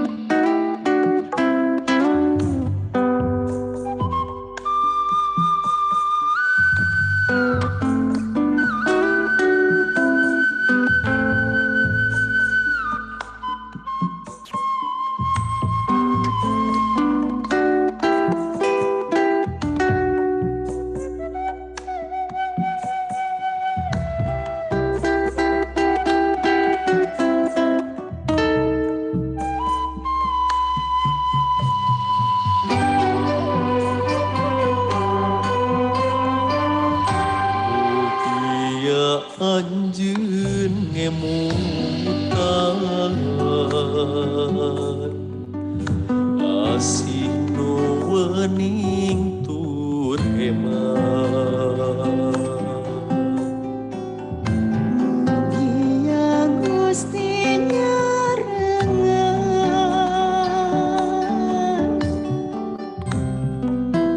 pamaksang duaan.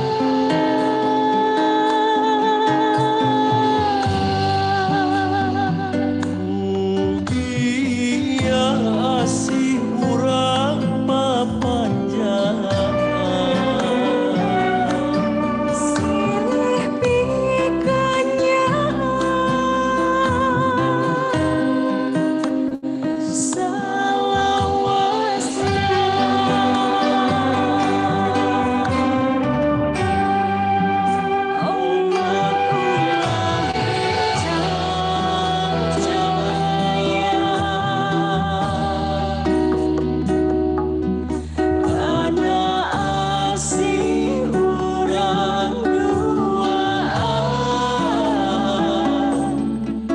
simpan cek hati kayakinan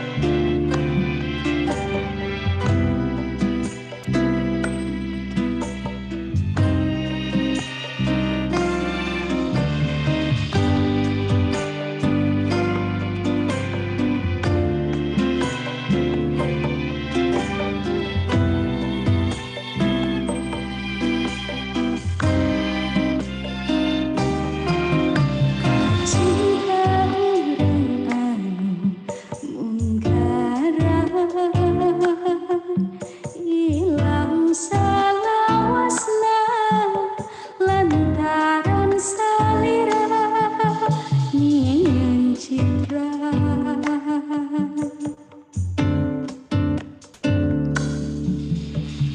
tegaan jengkar ke rasa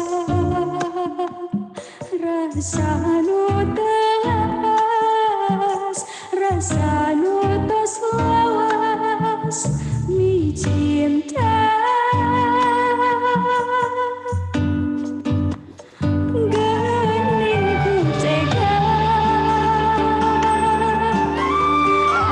anjeun tos ngayana mau ngalihkeun rasa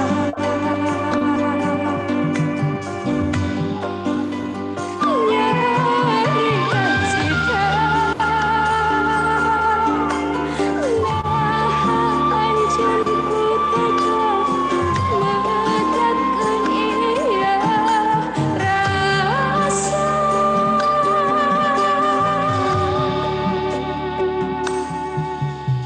kiwari cinta carita carita nungrang mun kiwari ukur tingkah bahasa baris jilakona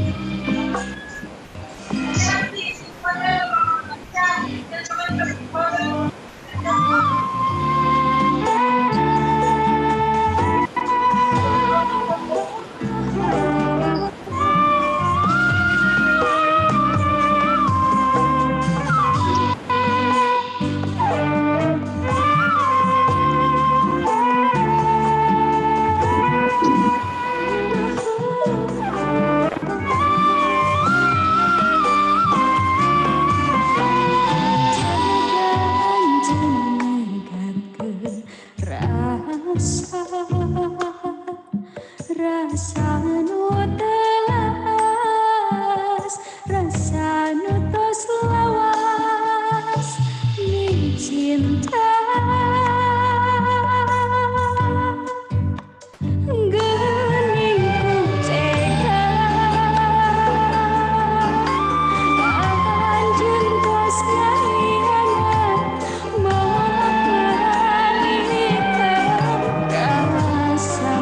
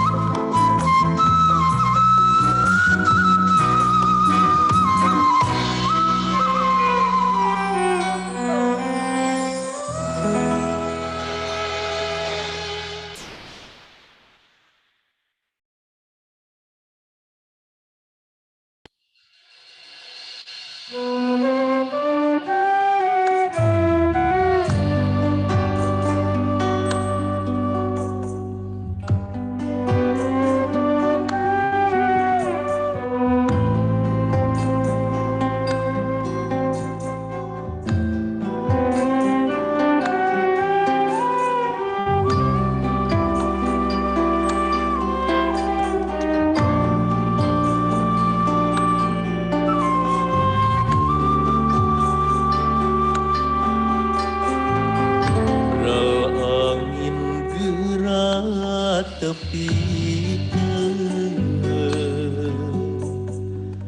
salam sono ka anjeunna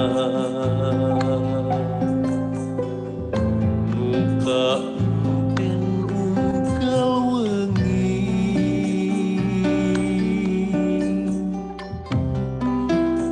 ngan ukur salira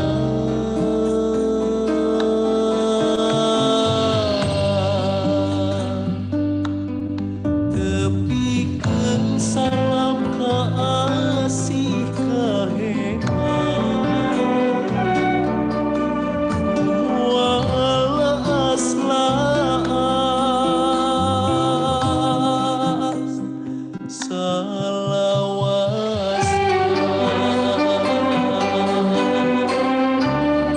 mugi anjeun kenyemutan asinu wening tur hemat mugi Gusti nyarengan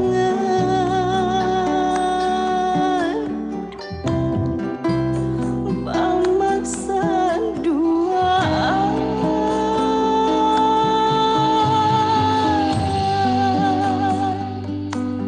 mugi asih urang papanjangan silih pikanyaan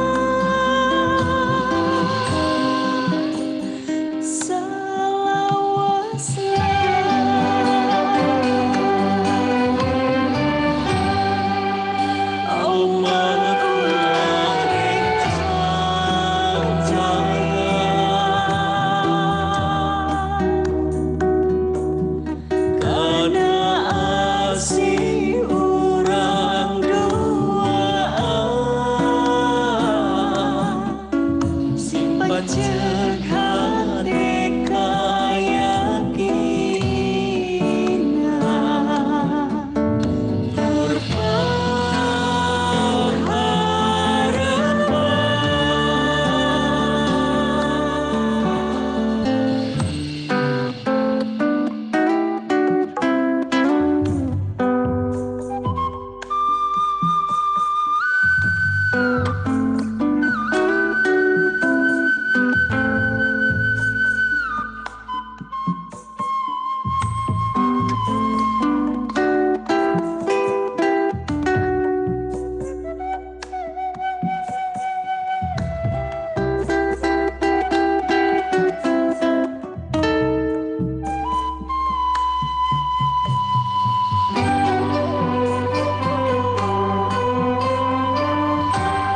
mugia anjeun ngemutan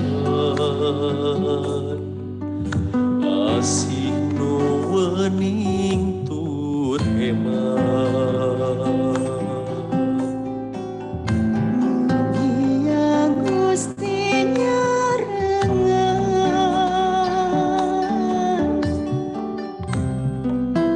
pamaksa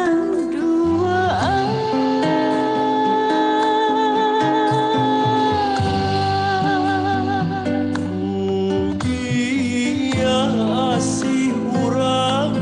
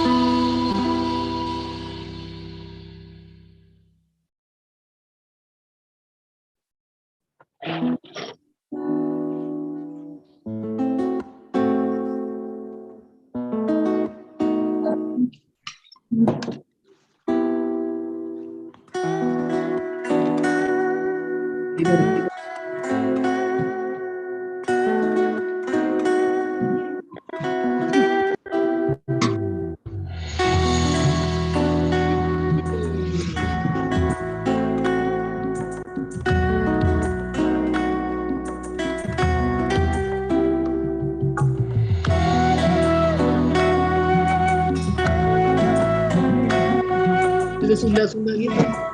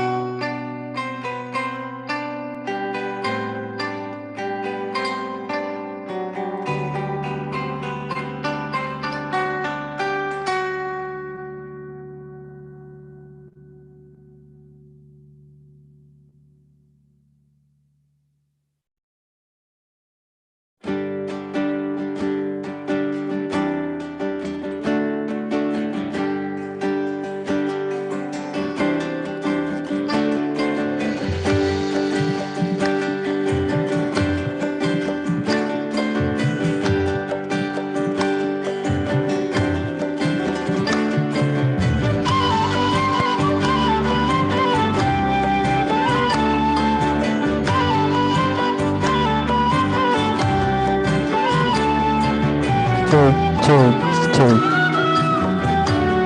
Cek.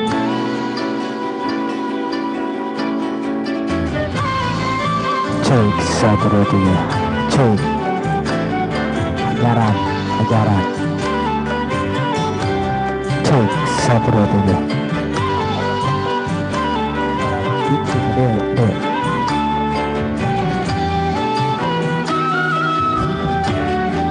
Cek 1 2, cek 1 2. Kepada Bapak Budi, ditunggu di sumber informasi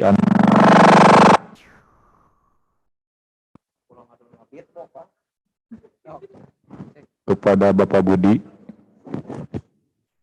ditunggu kehadirannya di ruang. Nggak ada Bu Yul. Berungkan heula meureun.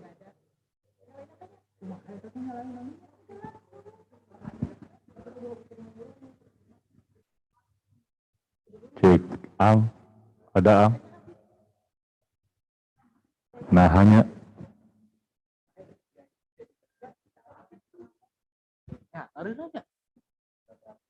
kepada Saudara Fajar Nugraha.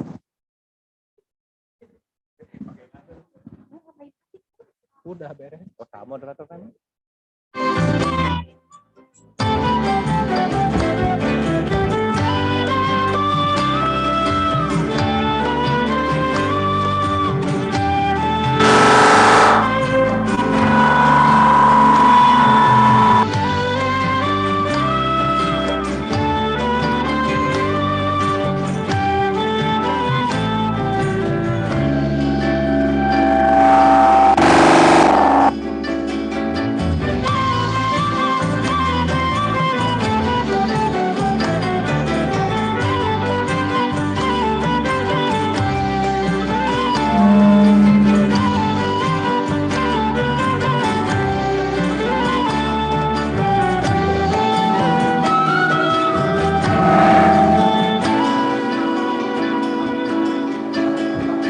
Cek, 1, 2, 3. Cek, 1, 2, 3.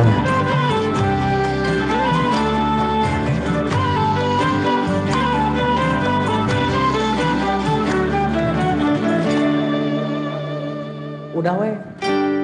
Cek.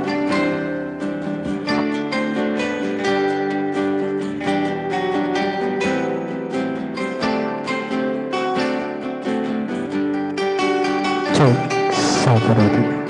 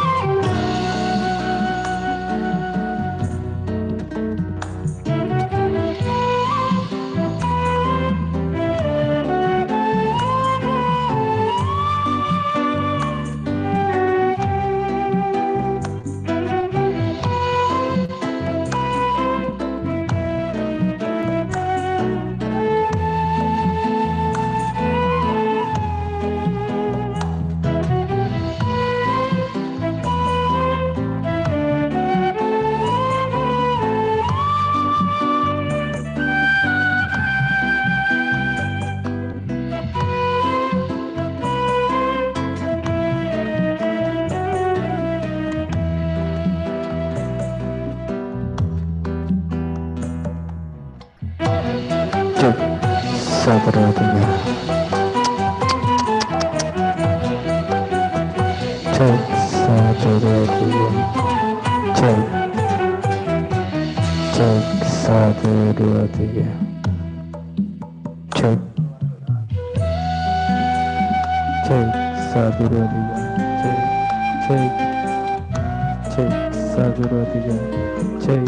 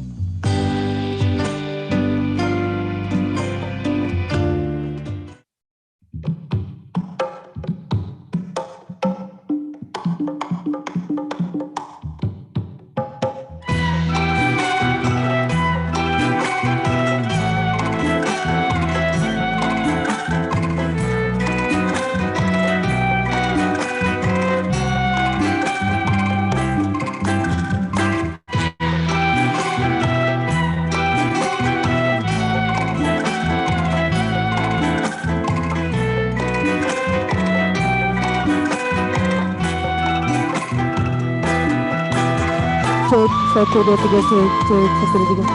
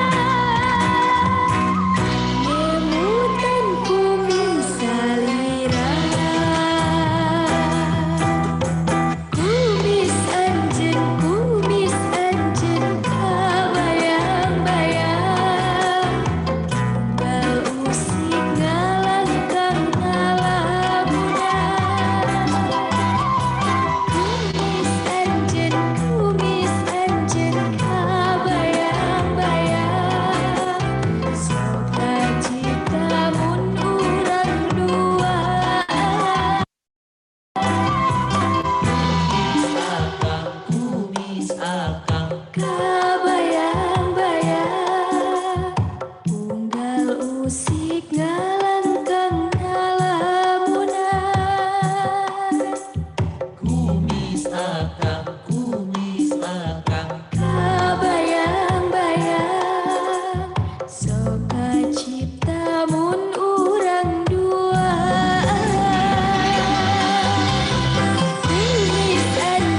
kumis anjeun kabayang-bayang unggal usik ngalangkang ngalabunan kumis anjeun kabayang-bayang pulang siang nggak boleh. Giliran jam 11 lewat 15 aja baru ngasih tahu. Astagfirullahaladzim. La ilaha illallah.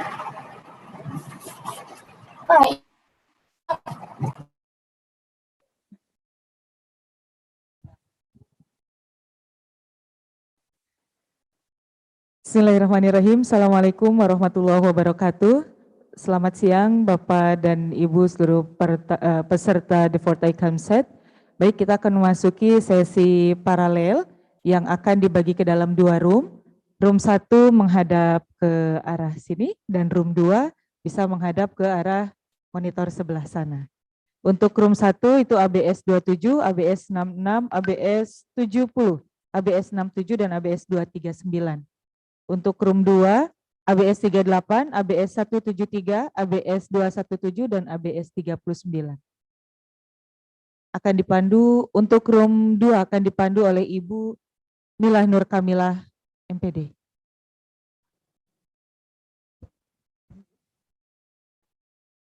Silakan bagi yang merasa ada di room 2 bisa menghadap ke layar sebelah belakang. Written by an individual to an organization or organization to another organization.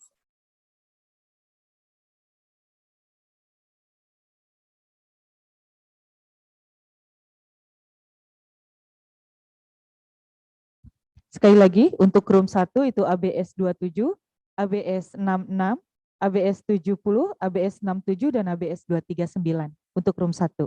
Iya. Iya. Untuk room 1 kita masih menghadap seperti semula. Pak, WA.